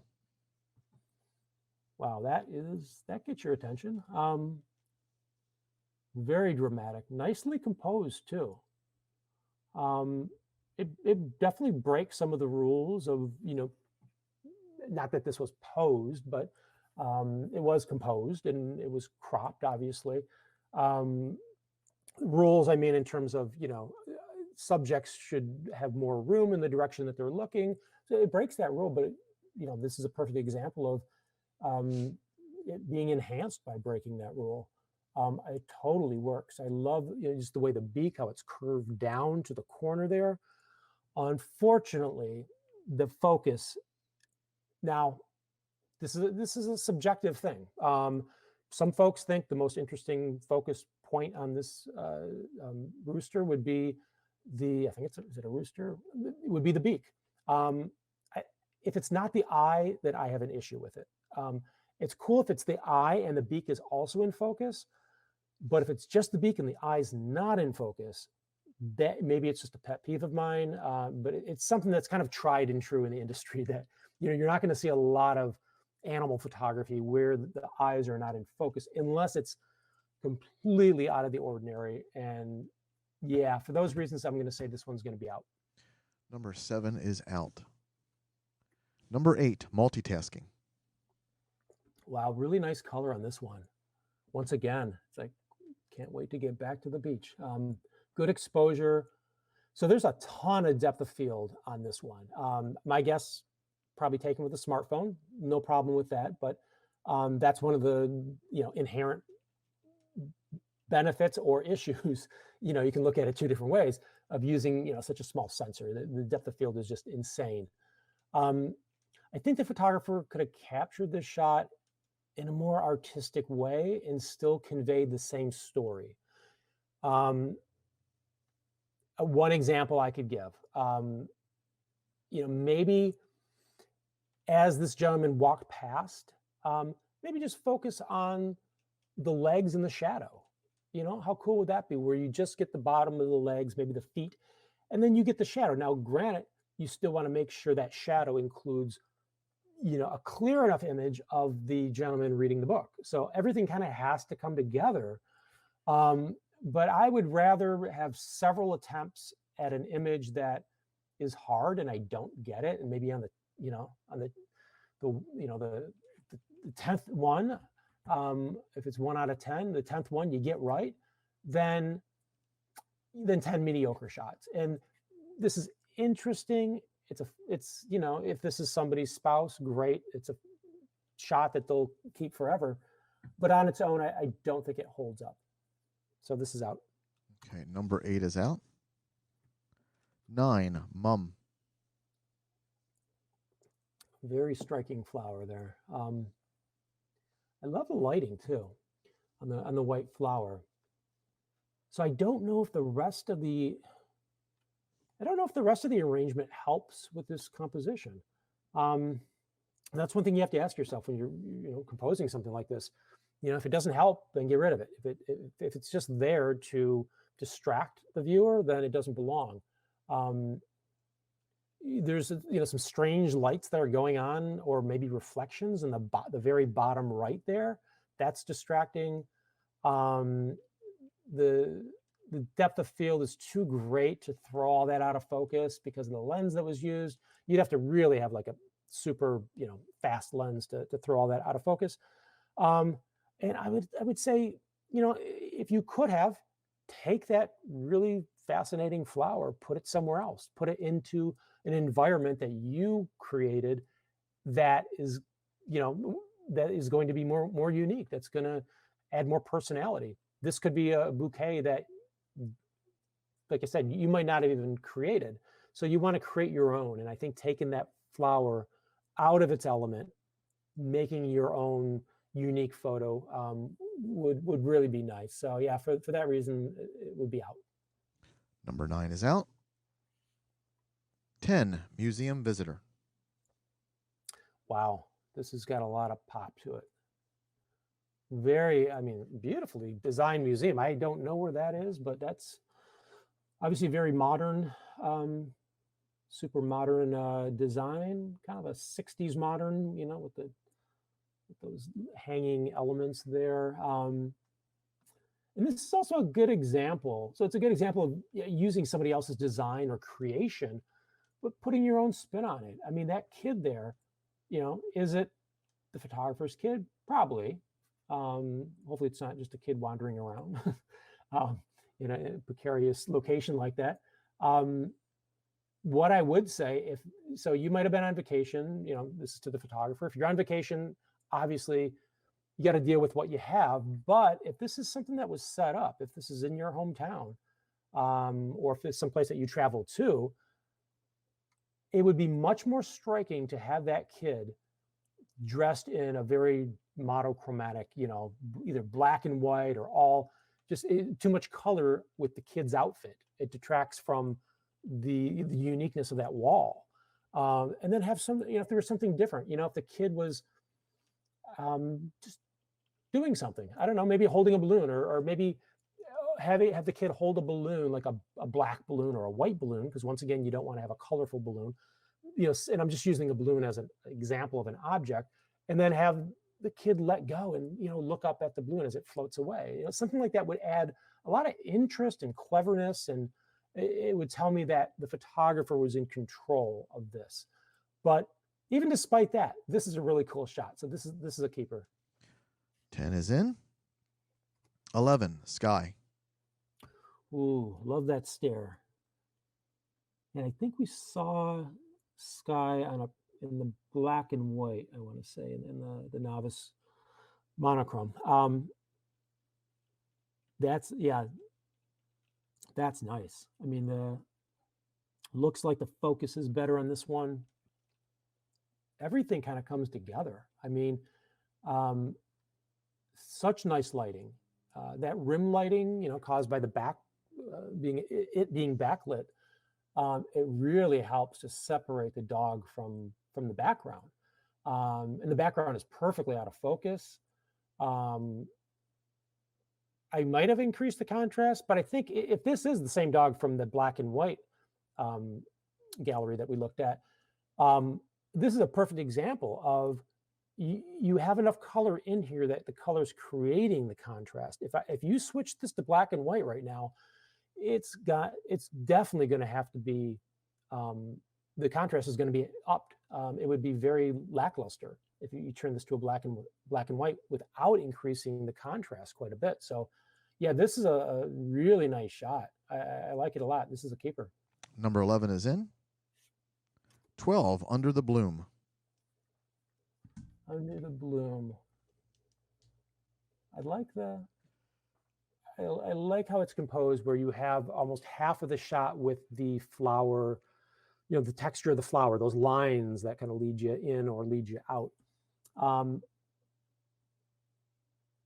Too much white space. I think the white space on the left side and the bottom need to come out. I don't think there's anything to gain by having that white space. That's distracting. The focus seems off a little bit. I think the focus should be, and I'm not a botanist, the little flower bud inside. The focus I believe, should be on that, because that is, to me, the most interesting thing. That is like the flower that's already blooming. That's the background, right? And then the bud that's going to blossom.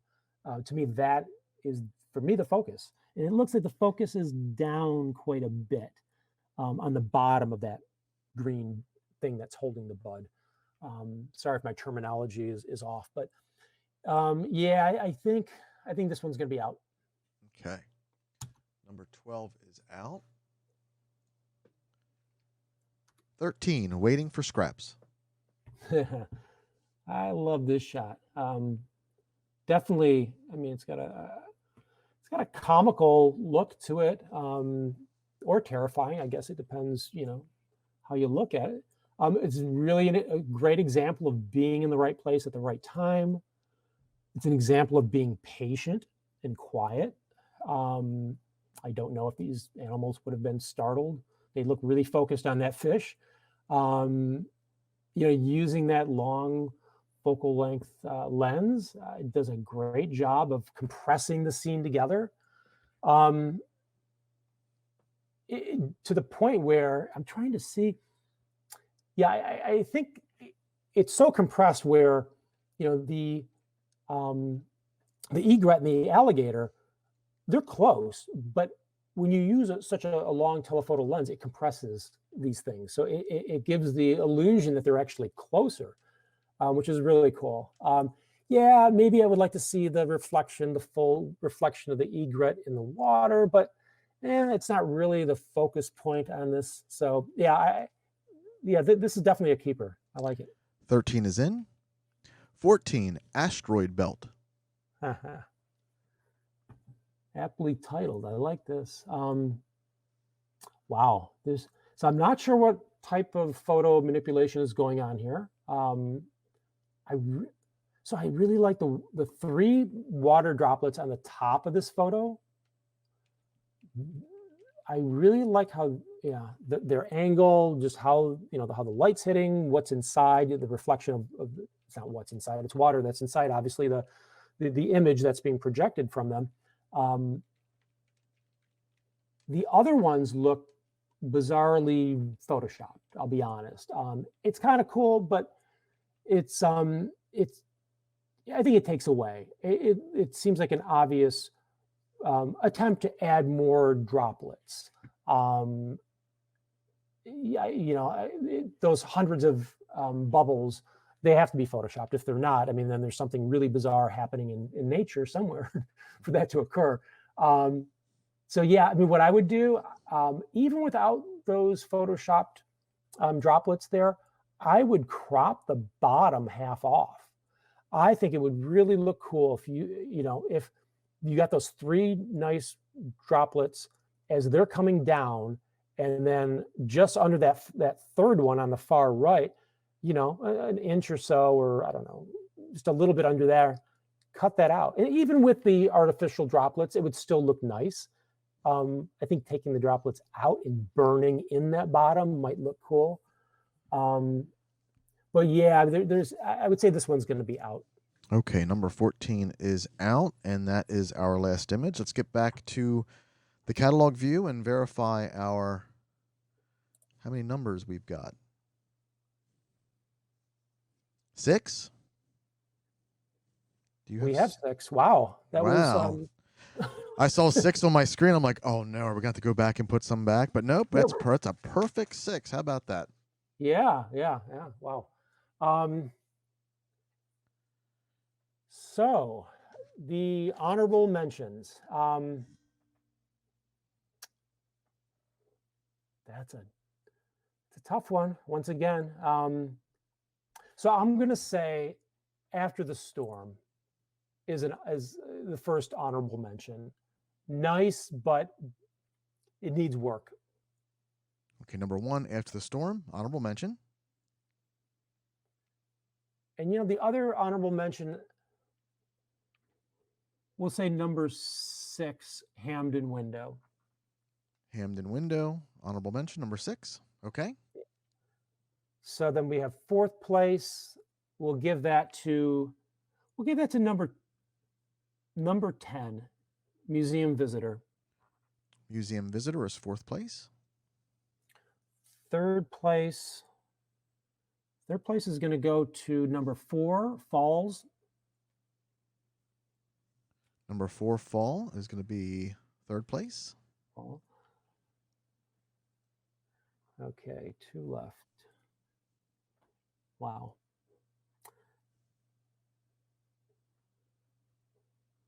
Both shots of animals. So I'm gonna say Waiting for Scraps is second. Waiting for Scraps is second, and Sky is first.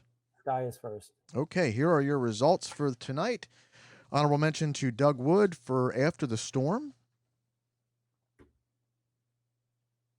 Honorable mention to Ann Hickman for Hamden Window. I agree, that is really creepy. Very well seen, though. Mm-hmm. Fourth place to Ann Hickman again for Museum Visitor. Mm. Third place to Doug Wood for Fall. Second place to Julie Bennett for Waiting for Scraps. And first place to Debbie Chamberlain for Sky. This is Debbie's first win, so please congratulate her in the chat if she's in there. Congratulations. That's an awesome shot. Isn't it? It really is. And that's not easy to get that for many reasons that I think I described. I mean, everything from getting the focus right because of the backlit nature of it. And it's a dog, obviously.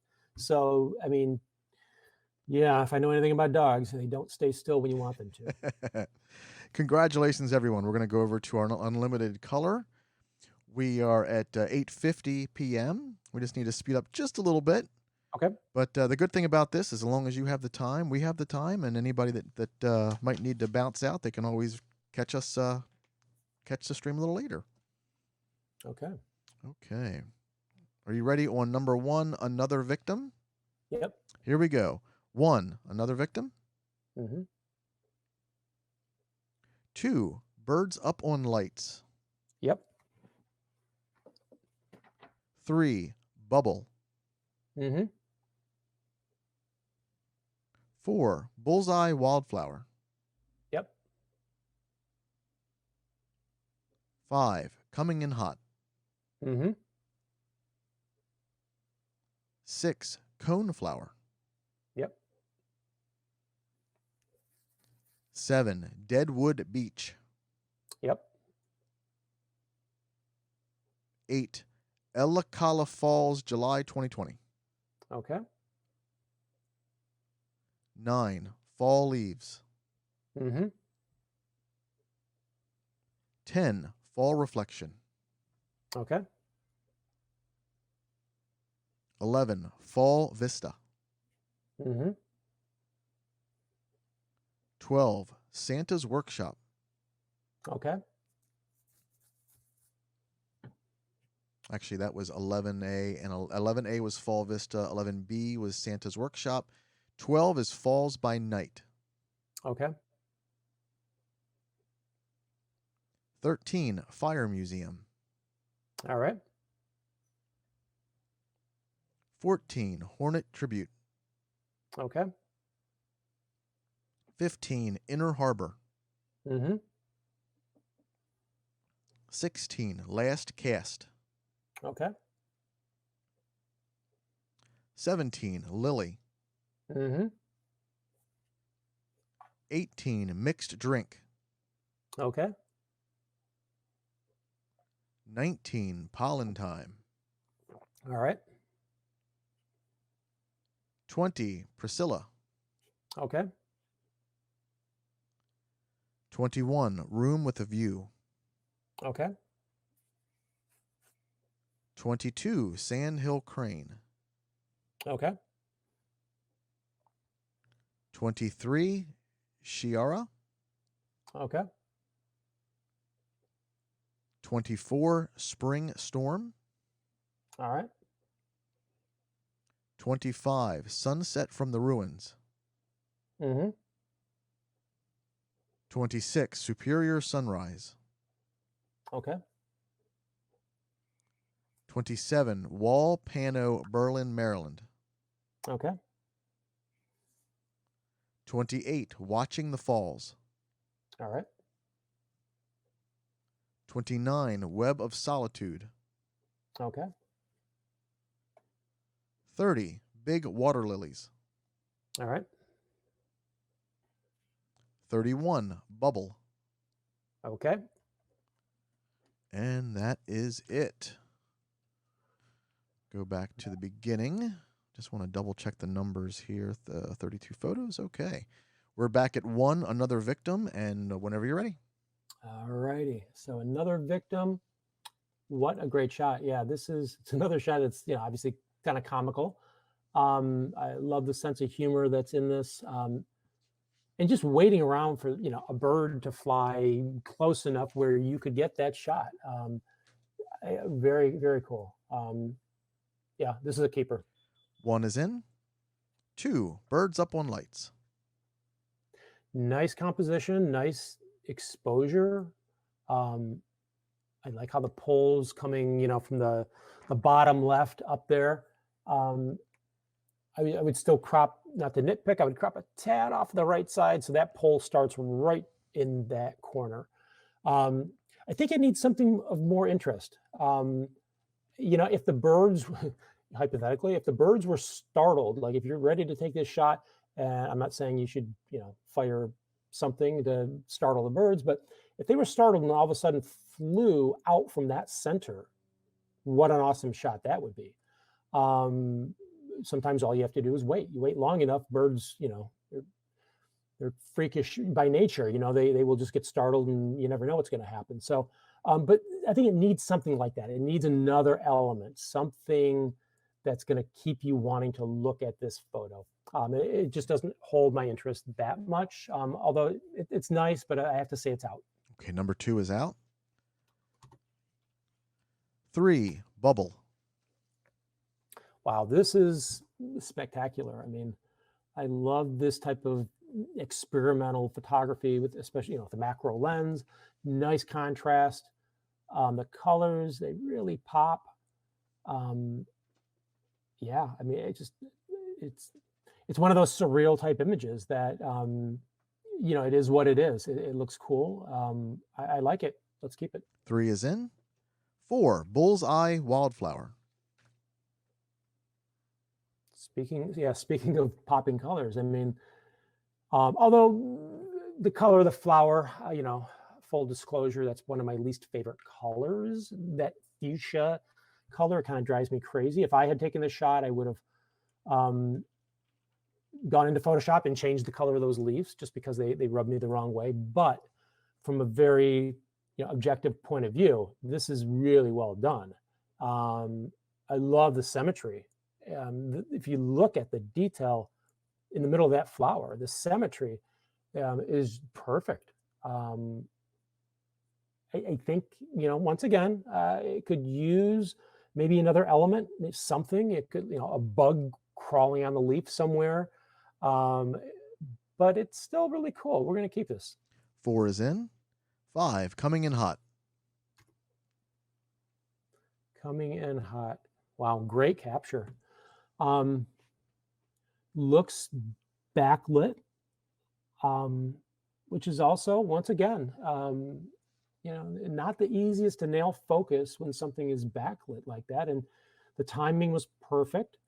It looks like it was overly saturated. I've seen parrots before, and I don't recall them glowing as much as that is. I could be wrong. Maybe that's completely natural, and maybe I need to get out more. But it looks a little fake. Like, you up that saturation a little bit too much. The bird looks awesome, though. I mean, that is just great to be able to capture that. What looks a little lackluster, and this is no fault of the photographer, is the plant. Those plants there, with the holes in, they look half alive, and just, those are those moments where, everything has to come together in the environment. If that same bird in the same position, the same photograph, but let's say it was landing on a different tree, a different item, then that might be a keeper, but I'm going to have to say this one's out. Number 5 is out. 6, coneflower. Very nice. I mean, this is certain colors, certain images that are very high key, like this one is, um, can really, they're very moody, very, this is a very light and airy type shot. I would have liked to have seen the stem more. So I can see the two leaves that are coming, off the stem. And I'm not talking about the focus. The focus is fine. I love the blurred out nature of it. Um, it's just, maybe that stem was so thin that there's not enough there for it to show up in the capture. Um, but I would really like to have seen that, if it can be burned in. Without that, it looks like the leaves are floating. But I think we can keep this one in though. I like it. 6 is in. 7, Deadwood Beach.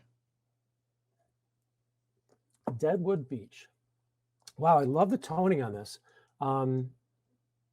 This is a good example of, it can be manipulated in terms of the tones. It works. The light fog mist over the water there, obviously, that really helps.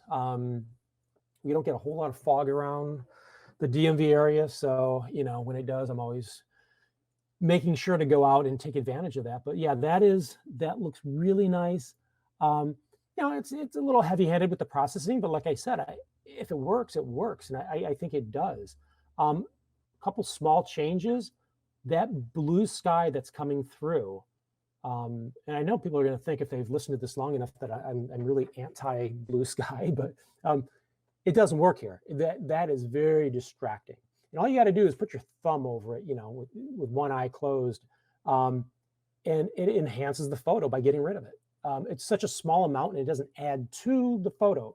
So get rid of it. That's the easy thing to clone out.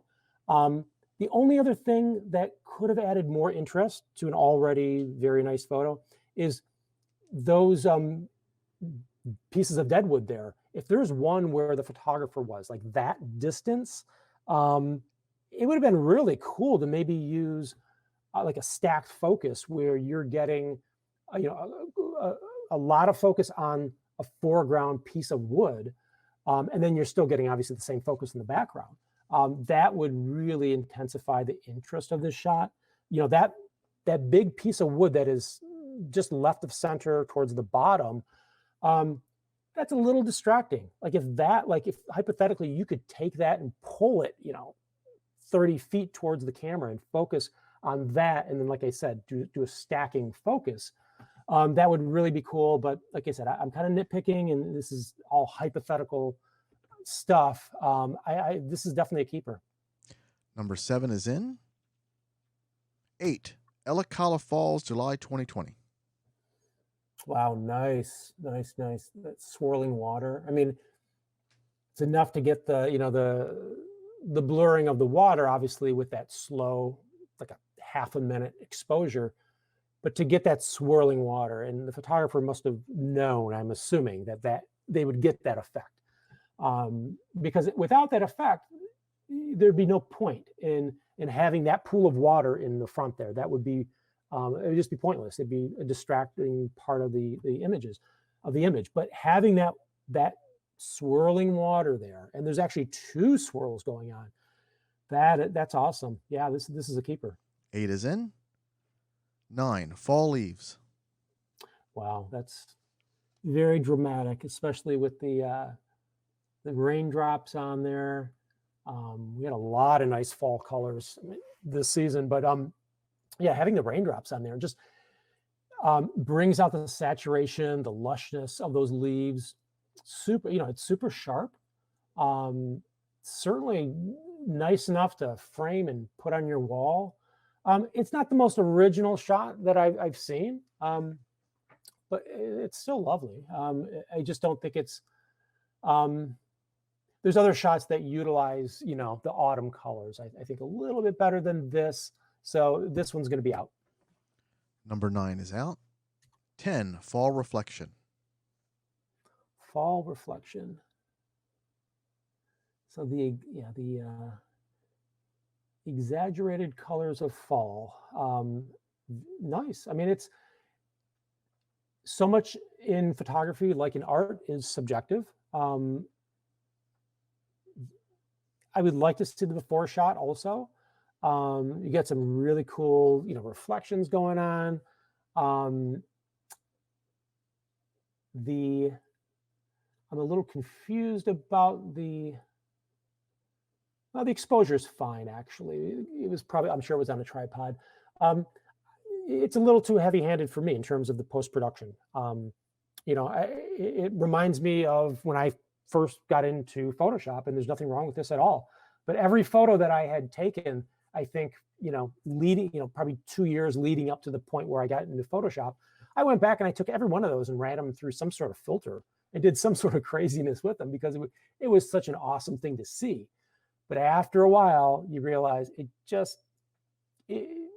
shows off the beauty of Photoshop more, I think, than the beauty of this location. And since it's not that realistic, it's not for me. I could totally see this being for somebody else, but I'm gonna have to say this one's out. 10 is out. 11, Fall Vista. Fall Vista. So everything is spot on in this shot. What I really like, and it's a subtle thing that you might not notice at first, I love how, like, in the bottom, you start with the warm colors, and then gradually you go up. And as you go up, you get cooler colors. You get the lavender. There's like, I don't know what it is there, but it's got this lavender hue to it. And then you go a little higher, you get the purple, I'm sorry, you get the blue,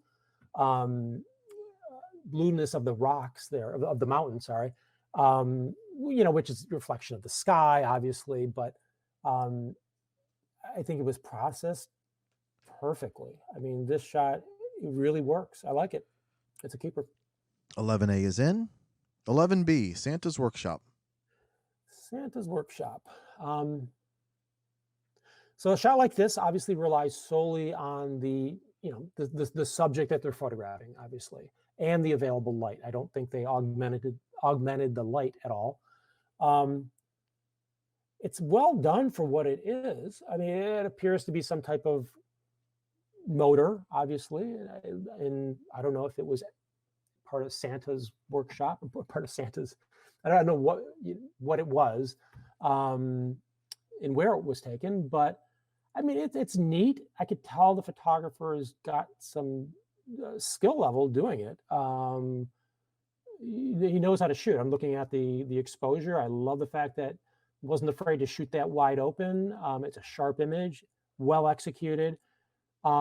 It's once again too saturated, I think. And I'm not a fan of personally, I'm not a fan of the angle of which it was shot. So for those reasons, this one's going to be out. Okay, 11B is out. 12, Falls by Night. Falls by Night. So this one.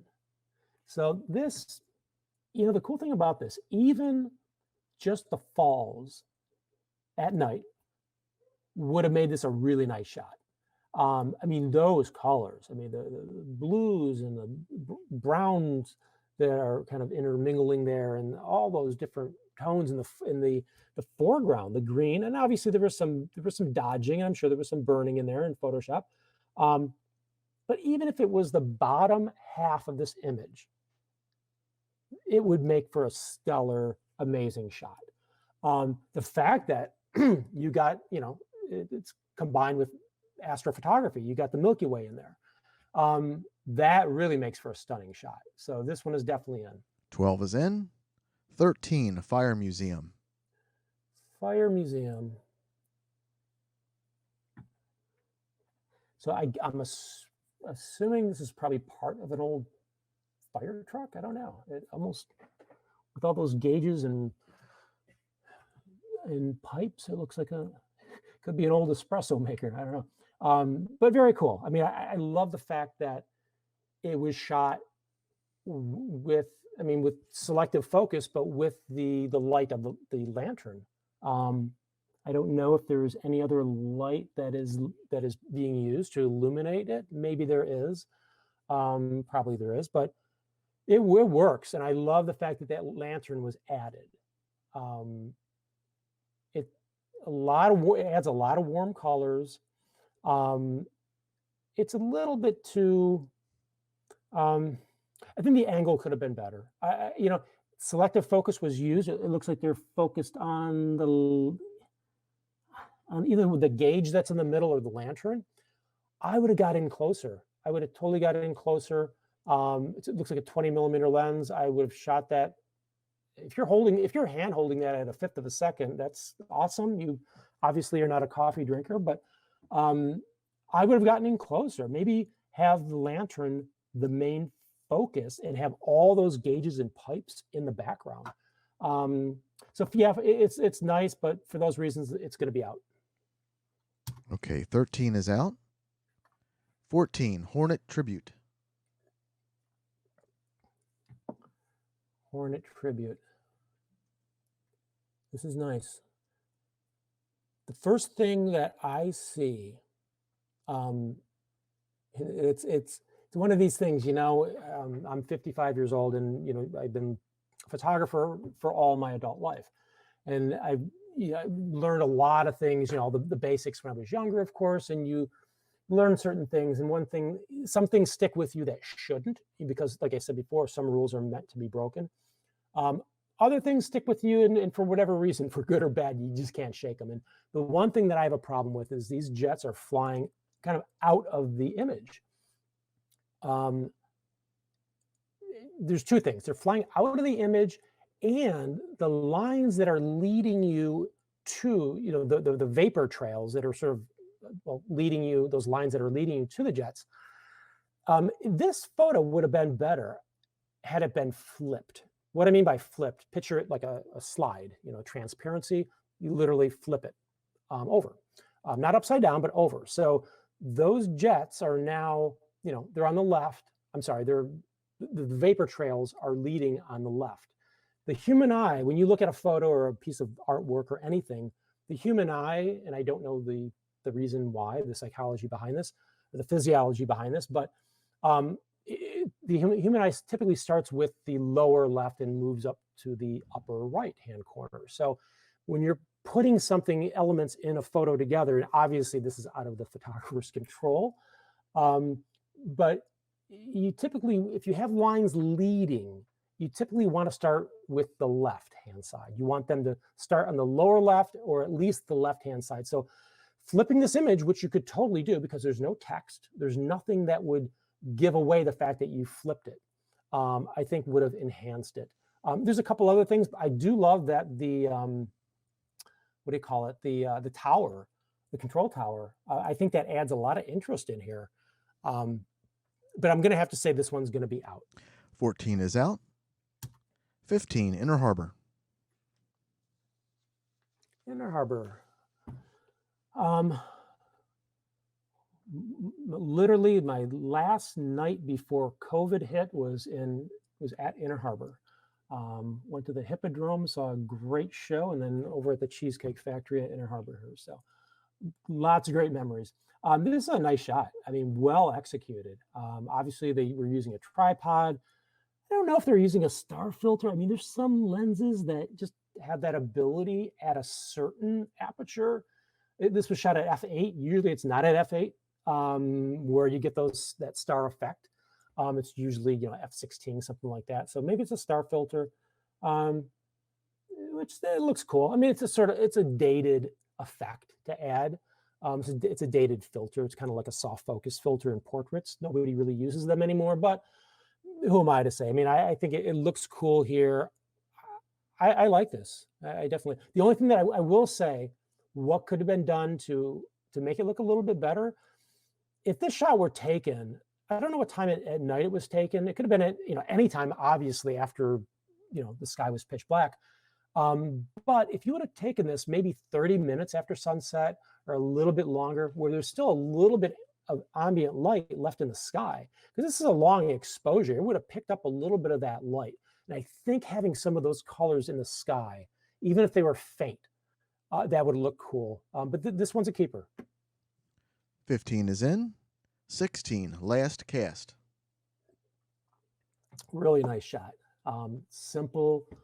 Once again, it makes you long for the days where you could, be on the water somewhere. The arch. I mean, what makes this shot? Obviously, it's the arch that's created by the fishing pole. I mean, that really, really works. Um, Obviously, the contrast in the complementary colors with the blue in the water and the yellow. That's the setting sun that creates a lot of interest. The reflection on the deck of the boat there, the rail. That's really cool. Yeah, this one's definitely a keeper. 16 is in. 17, Lily. Lily. I like this one. This is a good example of not having too much distractions. There's a little bit, but there's not too much, and I think it works. There's that black blob on the far right side, and there's one on the bottom, sort of in the center. I would have gotten rid of those. I think we can keep this for now. 17 is in. 18, mixed drink. Mixed drink. So I like this. What I really like about it, I mean, obviously you've got all those colors. It's a very, surreal image. What would make it more surreal, a little bit more, a little bit more thought, what's the word? Just more obscure, we'll say, is to not have the glasses in the photo. So how would you do that? I mean, that's a hard thing to do, right? Because the water or the oil, whatever that's in there, that's creating those colors. You'd have to really get in tight. You have to shoot it at an angle. I think as long as you don't get the rim of the glass, because you want to make an image like this. I think the beauty of it is to make it even more obscure, more surreal, more provocative. Like not knowing what it is. When I look at this, I know it's one glass inside the other with some liquid and light project through it. There's maybe some watercolor in there, or coloring to colorize the water. It's well done. It definitely is well done. But I'm thinking this one's going to be out. 18 is out. 19, pollen time. Great macro shot. I mean, this is, if you can see me, you can't see me at home, but I'm like 3 inches in front of my monitor right now. I'm trying to see the focus of, is that eye in focus? The wings in focus. The hair on the back of the top of the bee is part of it looks in focus, part not. You don't get a lot of depth of field, obviously, with a macro lens. It's shot at 2.8. Even though I'm a big fan of a very shallow depth of field with most situations, in this, I think you need more depth of field because I'm struggling when I look at that bee. I'm struggling to know which is in focus and what's not in focus. And I think you need more of that bee in focus. The flower, I mean, that's on its own, that's pretty spectacular. But I'm going to say, and I love the colors, obviously, the yellow on the bee, playing off the yellow on the flower there in the background, that it all really, really came together. But because of the focus, I'm going to say this one's out. 19 is out. 20, Priscilla. Priscilla. I like this. I like the expression. I love the catch light in the eyes. Of many careers I've had in photography, I was in I started off in portrait photography for many years. And having that catch light, whether that is, I mean, I'm not sure. It doesn't look like an umbrella. It might be could be a light box. And then there's either a card underneath, some sort of reflector. But having that reflector, that is key to a shot like this. I think it really enhances it. Um, there's a couple things, I don't know why the photographer shot it at 47 millimeter. You got a nice lens. It looks like it's the Tamron 28 to 75. I would have maxed that out. It's so much more flattering to shoot at a longer focal length to do portraits with. So I would have definitely done that. And then I would have had more space on her right, camera left, less on the other side. Maybe even a horizontal. This actually would look really cool as a horizontal because you're already cropping into her head. So you could crop even more, and then if you had more room on the sides, I don't think you did. Maybe you shot this vertically, but as a horizontal, that would look really cool. I'm going to say this one's out. Number 20 is out. 21, room with a view. So this is interesting. And this is the kind of shot where, boy, I would love some notes from the photographer on this one, because this could be anything from a manipulated composite photo where, they had a really cool shot of a frame with a broken window. And then they, superimposed another shot that they took. I'm assuming they took that shot. It looks like it was in Utah somewhere, probably, behind it. So even if that's done, if it's a composite photo, it works. It's really nice. Now, I would really be blown away if this is like, let's say, some cabin that is near this, these rock formations, and they had, the mindset and the smarts to, take that shot through the broken window, and then crop out just that window frame. That would be an awesome idea, and it actually gives me an idea the next time I go on a trip to maybe try something like that. You typically don't have that view through the window, so that it does lead me to think that it's probably composite, because you'd have to do focus stacking to some degree if this was shot on one frame, because I can see the detail in the wood of the frame and I can see the detail in the rock. So they either did focus stacking or they did a composite shot, but either way, it works. Let's keep it. Number 21 is in. 22, Sandhill Crane. This is nice. This is perfect. So like many people in this area, photographers, in particular, I've seen many, many shots of cranes. They're all around, cranes are all around, of course. So they're constantly being photographed. But when they're done right, wow. And this is done right. From the exposure, the positioning of the crane within the frame, it all came together to make a really nice shot.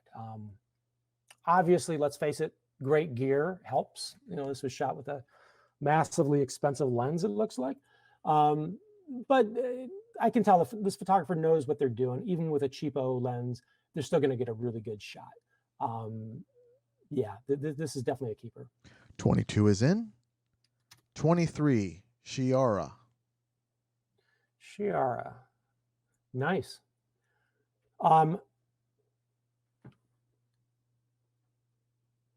So it looks like it was, it was set up. Obviously, it's a portrait.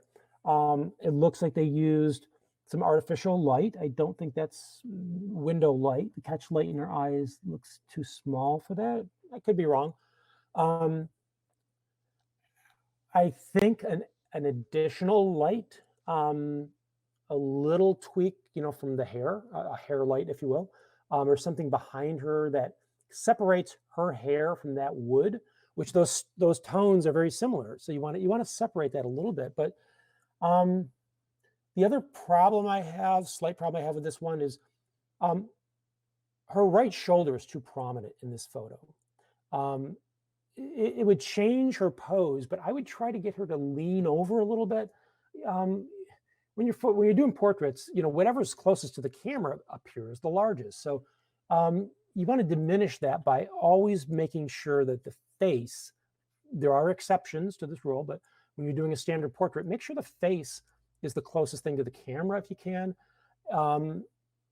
That arm or forearm that she's leaning on kind of comes out of nowhere. I know she's leaning there, but I can't see the other part of her her arm, her upper arm. So it kind of looks like it's just there. It looks kind of bizarre, and it's too light. So I would have burned that in a little bit. It's still a really nice shot. We'll keep this. 23 is in. 24, Spring Storm. Spring storm. So those clouds, that's bizarre to say the least. I mean, I don't think I've ever seen that. Just the way they are looking like they're twisting and the way they're turned there. Did the lens affect that a little bit? I don't know. And maybe the curvature of it, it's how they're bowed a little bit, the clouds there. But wow, I mean, that's pretty intense. The lower half, it doesn't interest me that much. The lower half looks a little bit like an afterthought. And that's not a bad thing because the upper half is so amazingly good. It's too bright, the bottom half. You probably, whether you did focus stacking or not, I'm not sure. You shot it at f14, so maybe you didn't need to. But yeah, I'm going to say this one's out. I just don't think it has all the elements, that I'd be looking for. 24 is out. 25, Sunset from the Ruins. Sunset from the Ruins. This is a nice shot. So, yeah, this is a really nice shot. I love having individuals in a photo like this. Is it a portrait? Are they the photographer's family? I don't know. Probably not.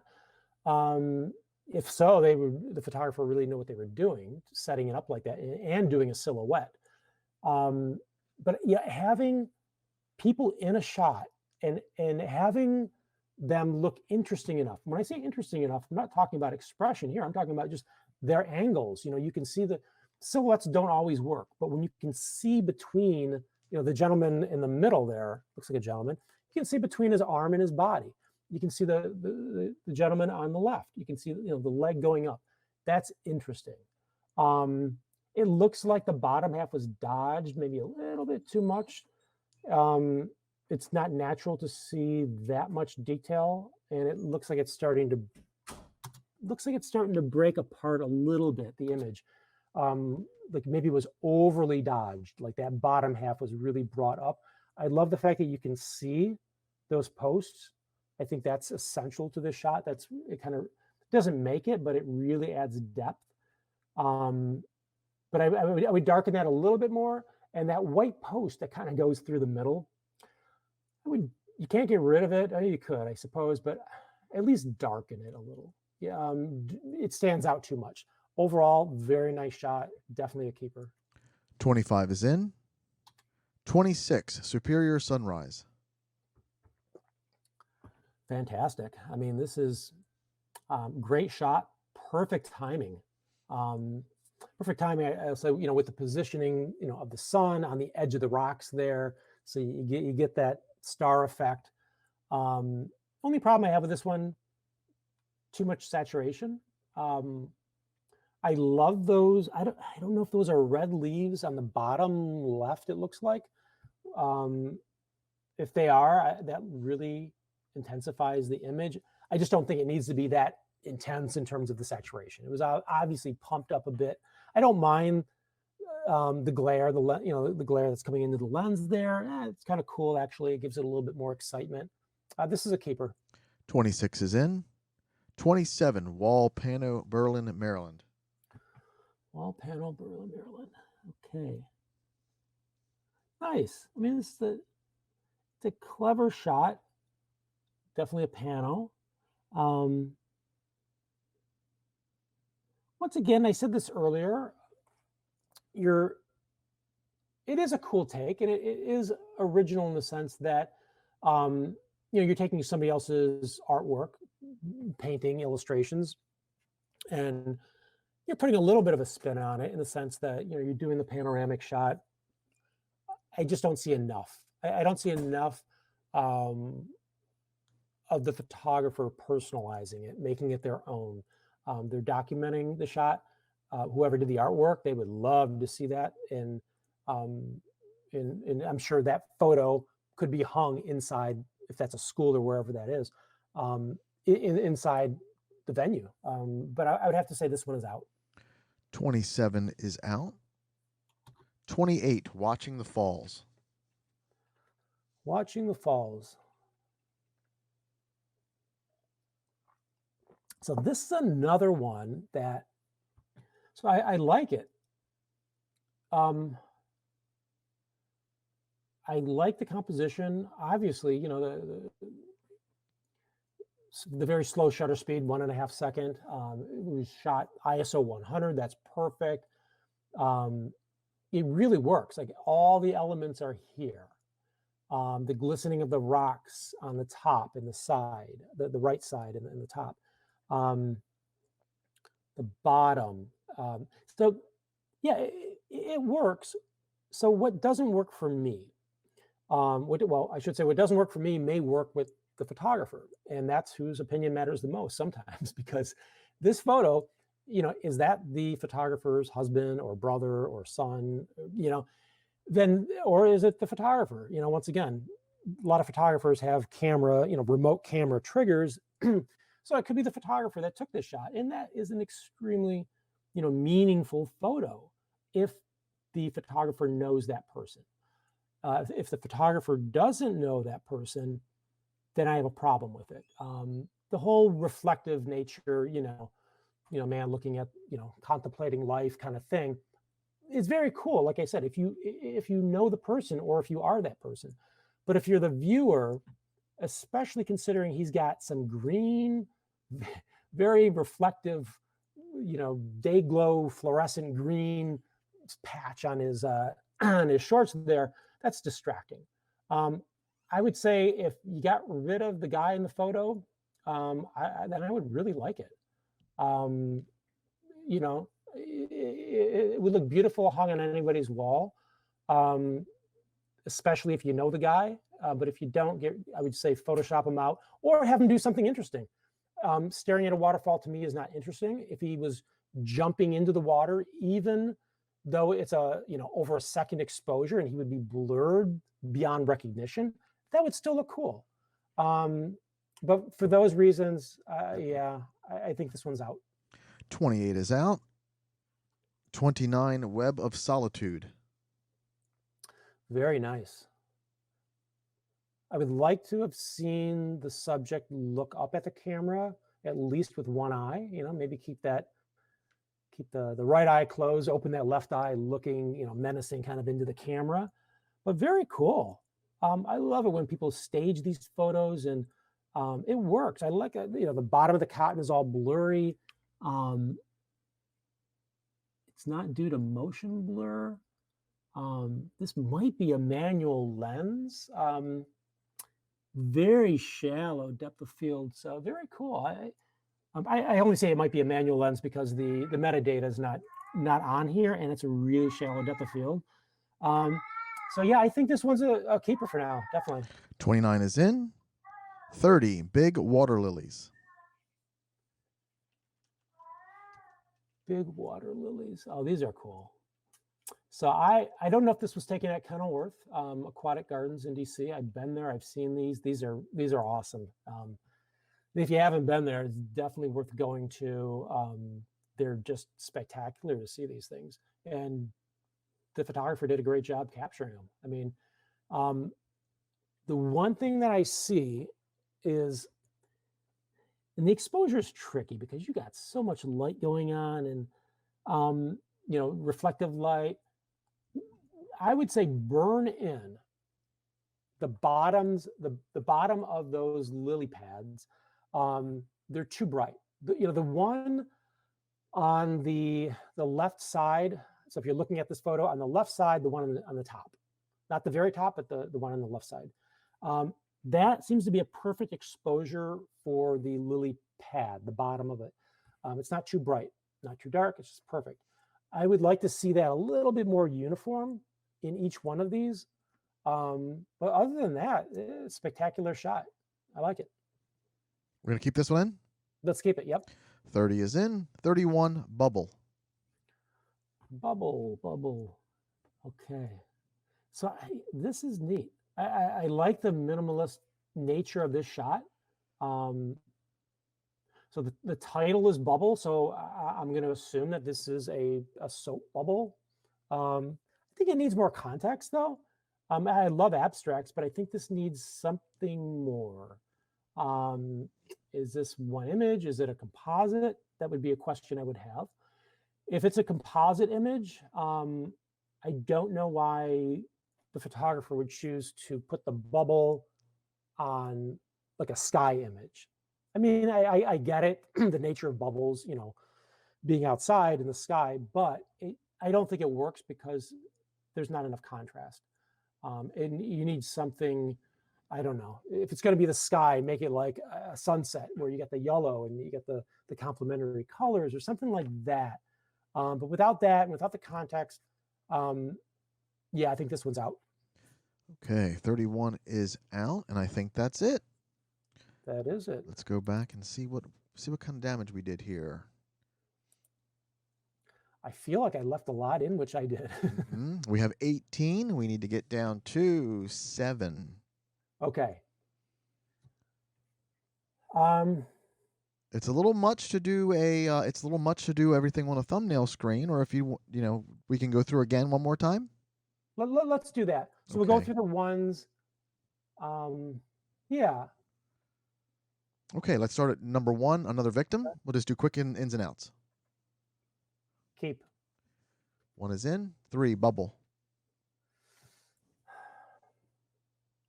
Love the colors. It just needs more. It's out. 3 is out. Number 4, bullseye, wildflower. Once again, it's spectacular. I love the symmetry. I love the colors. It doesn't hold my interest. It needs more. It's out.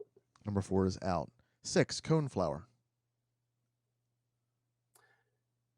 Same thing. It needs that stem burned in. Otherwise, it'd be a nice shot, but it's going to be out. 6 is out. 7, deadwood beech. Hang on one second. Oh, definitely. Keeper. Yep. 7 is in. 8, Ellicala Falls, July 2020. We're going to keep that one. 8 is in. 11, Fall Vista. Fall Vista, I think, has got to go. I'm like I said, and this may be a pet peeve of mine. I'm prejudging a little bit in terms of just my dislike of heavy-handed, saturation tools, but this one's going to be out. 11 is out. 12, Falls by Night. That is nice. That's in. 12 is in. 15, Inner Harbor. Did you skip over 12?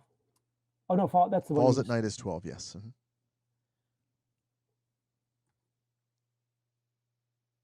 Inner Harbor, I'd like it, but if it were taken more at dusk and including a little bit of ambient light in the sky, it would have been a keeper. It's going to have to be out. Okay, 15 is out. 16, Last Cast. I like that. That's in. 16 is in. 17, Lily.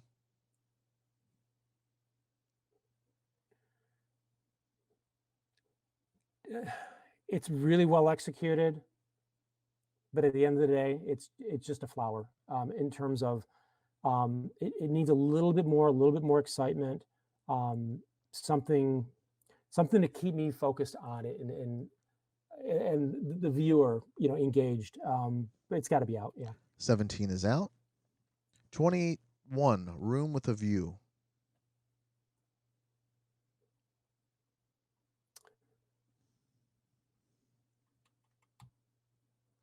I'm going to say this one is out, and I hope I don't live to regret that, because if it's a composite, it's out.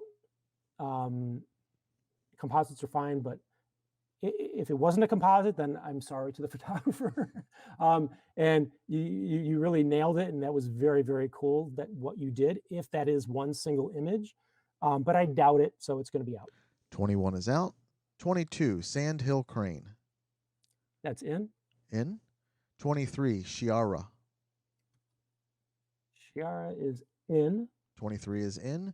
25, Sunset from the Ruins. I like that a lot. That's in. 25 is in. 26, Superior Sunrise. It's a great capture. I mean, everything about it was well executed. I mean, somebody really knows what they're doing. You couldn't really do any better given this situation at this moment in time. My thinking is though, once I lower the saturation back to like what I would want to see, it wouldn't be as dramatic. So I'm going to say this one's out. 26 is out. 29, Web of Solitude.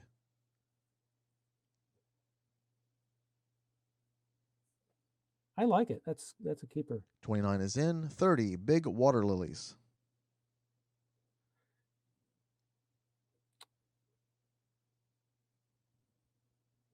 I'm gonna have to say this one's out too. It's a really nice composition. It's just it needs work. Um, it needs work, and you know, I've been there. Like I said, I've seen these. They're awesome to look at. But once again, it's not necessarily your creation. So it's going to be out. Okay. 30 is out. Let's go back to our thumbnail view, and we've got a lot more manageable Okay. view here. Okay. You have 9. We either need to get down to 7, or if you'd like to start handing out placings, you can do that as well. So I'm going to have to omit one. So 2 need to be omitted before we get to honorable mention, or 3. If you'd like to do it that way, yes. Let's see. Just 2 need to go.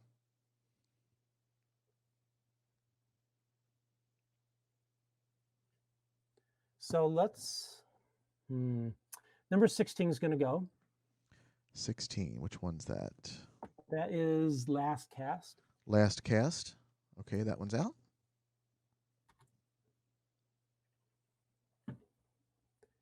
And even though I like this, I mean, yeah, this is a hard decision, but I'm going to have to unfortunately say Web of Solitude is out. Web of Solitude, number 29, is out. Okay. And now for your rankings. So we have 8 left, right? I have 7 on my screen. Would you go through them again? Yeah, if you can repeat them. Okay. Number 1, another victim. 7, Deadwood Beach. 8, Ellicala Falls. 12, Falls by Night. 22, Sandhill Crane. 23, Shiara. 25, Sunset from the Ruins, and that's it. Okay.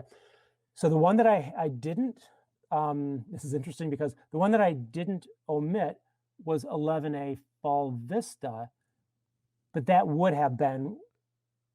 not have made it to the finals. Okay. So whether that was my mistake and I didn't omit it, that is a great shot. So I mean, whoever took that is, once again, you can't do any better. And the fact that there's so much dimension and color and just overall awesomeness to that photo. So congratulations. But yeah, that unfortunately that is going to have to go. Okay. So, so we have 3 honorable mentions. So I'm going to say first honorable mention would go to number 1, Another Victim. Okay. Honorable mention. The second honorable mention, and yeah, this gets more difficult because these are really, really good. The second honorable mention goes to number 8, Ellicala Falls. Ellicala Falls, honorable mention.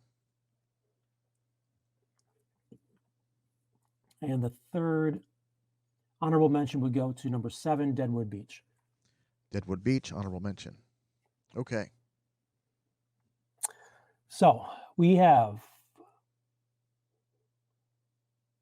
4th place, number 25, Sunset from the Ruins. 25 is 4th place. We're going to give 3rd place to number 23, Sierra. Okay. 3rd place, 23.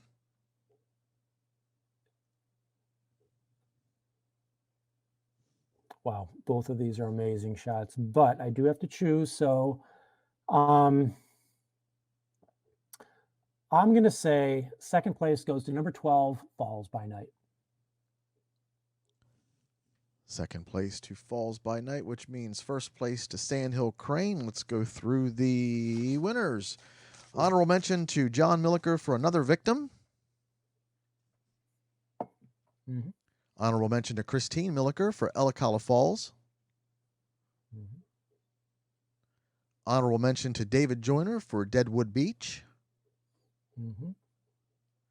Fourth place to, what do we have? GMH. Greg Huckle with Sunset from the Ruins. Definitely. Great shot. Third place to Mike Thomas for Shiara.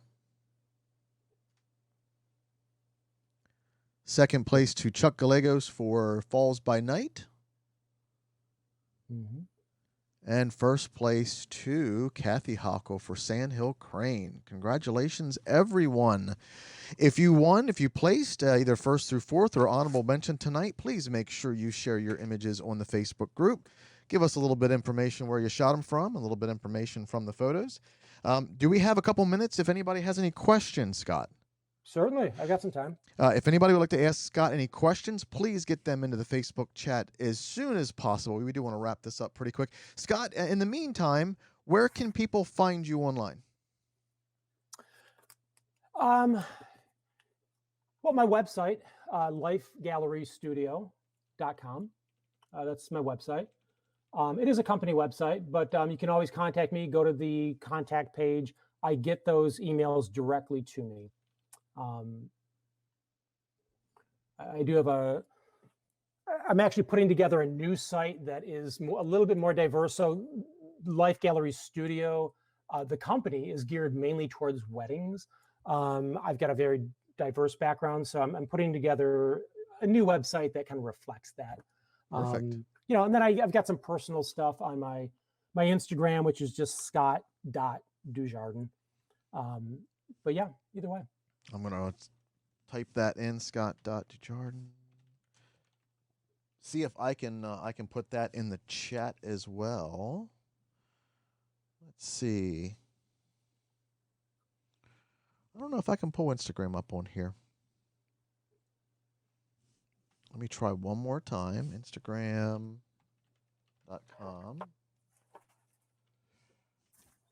I mean, once again, it's more of a personal site. It's not really, I got family stuff on there also. So it's photographers that are looking to see my work. You're going to see more, iPhoneography. Right. Which is fine. I think you can still judge a photographer based on their smartphone photos. And you said Instagram.com, Scott.Dujardin, right? Dujardin?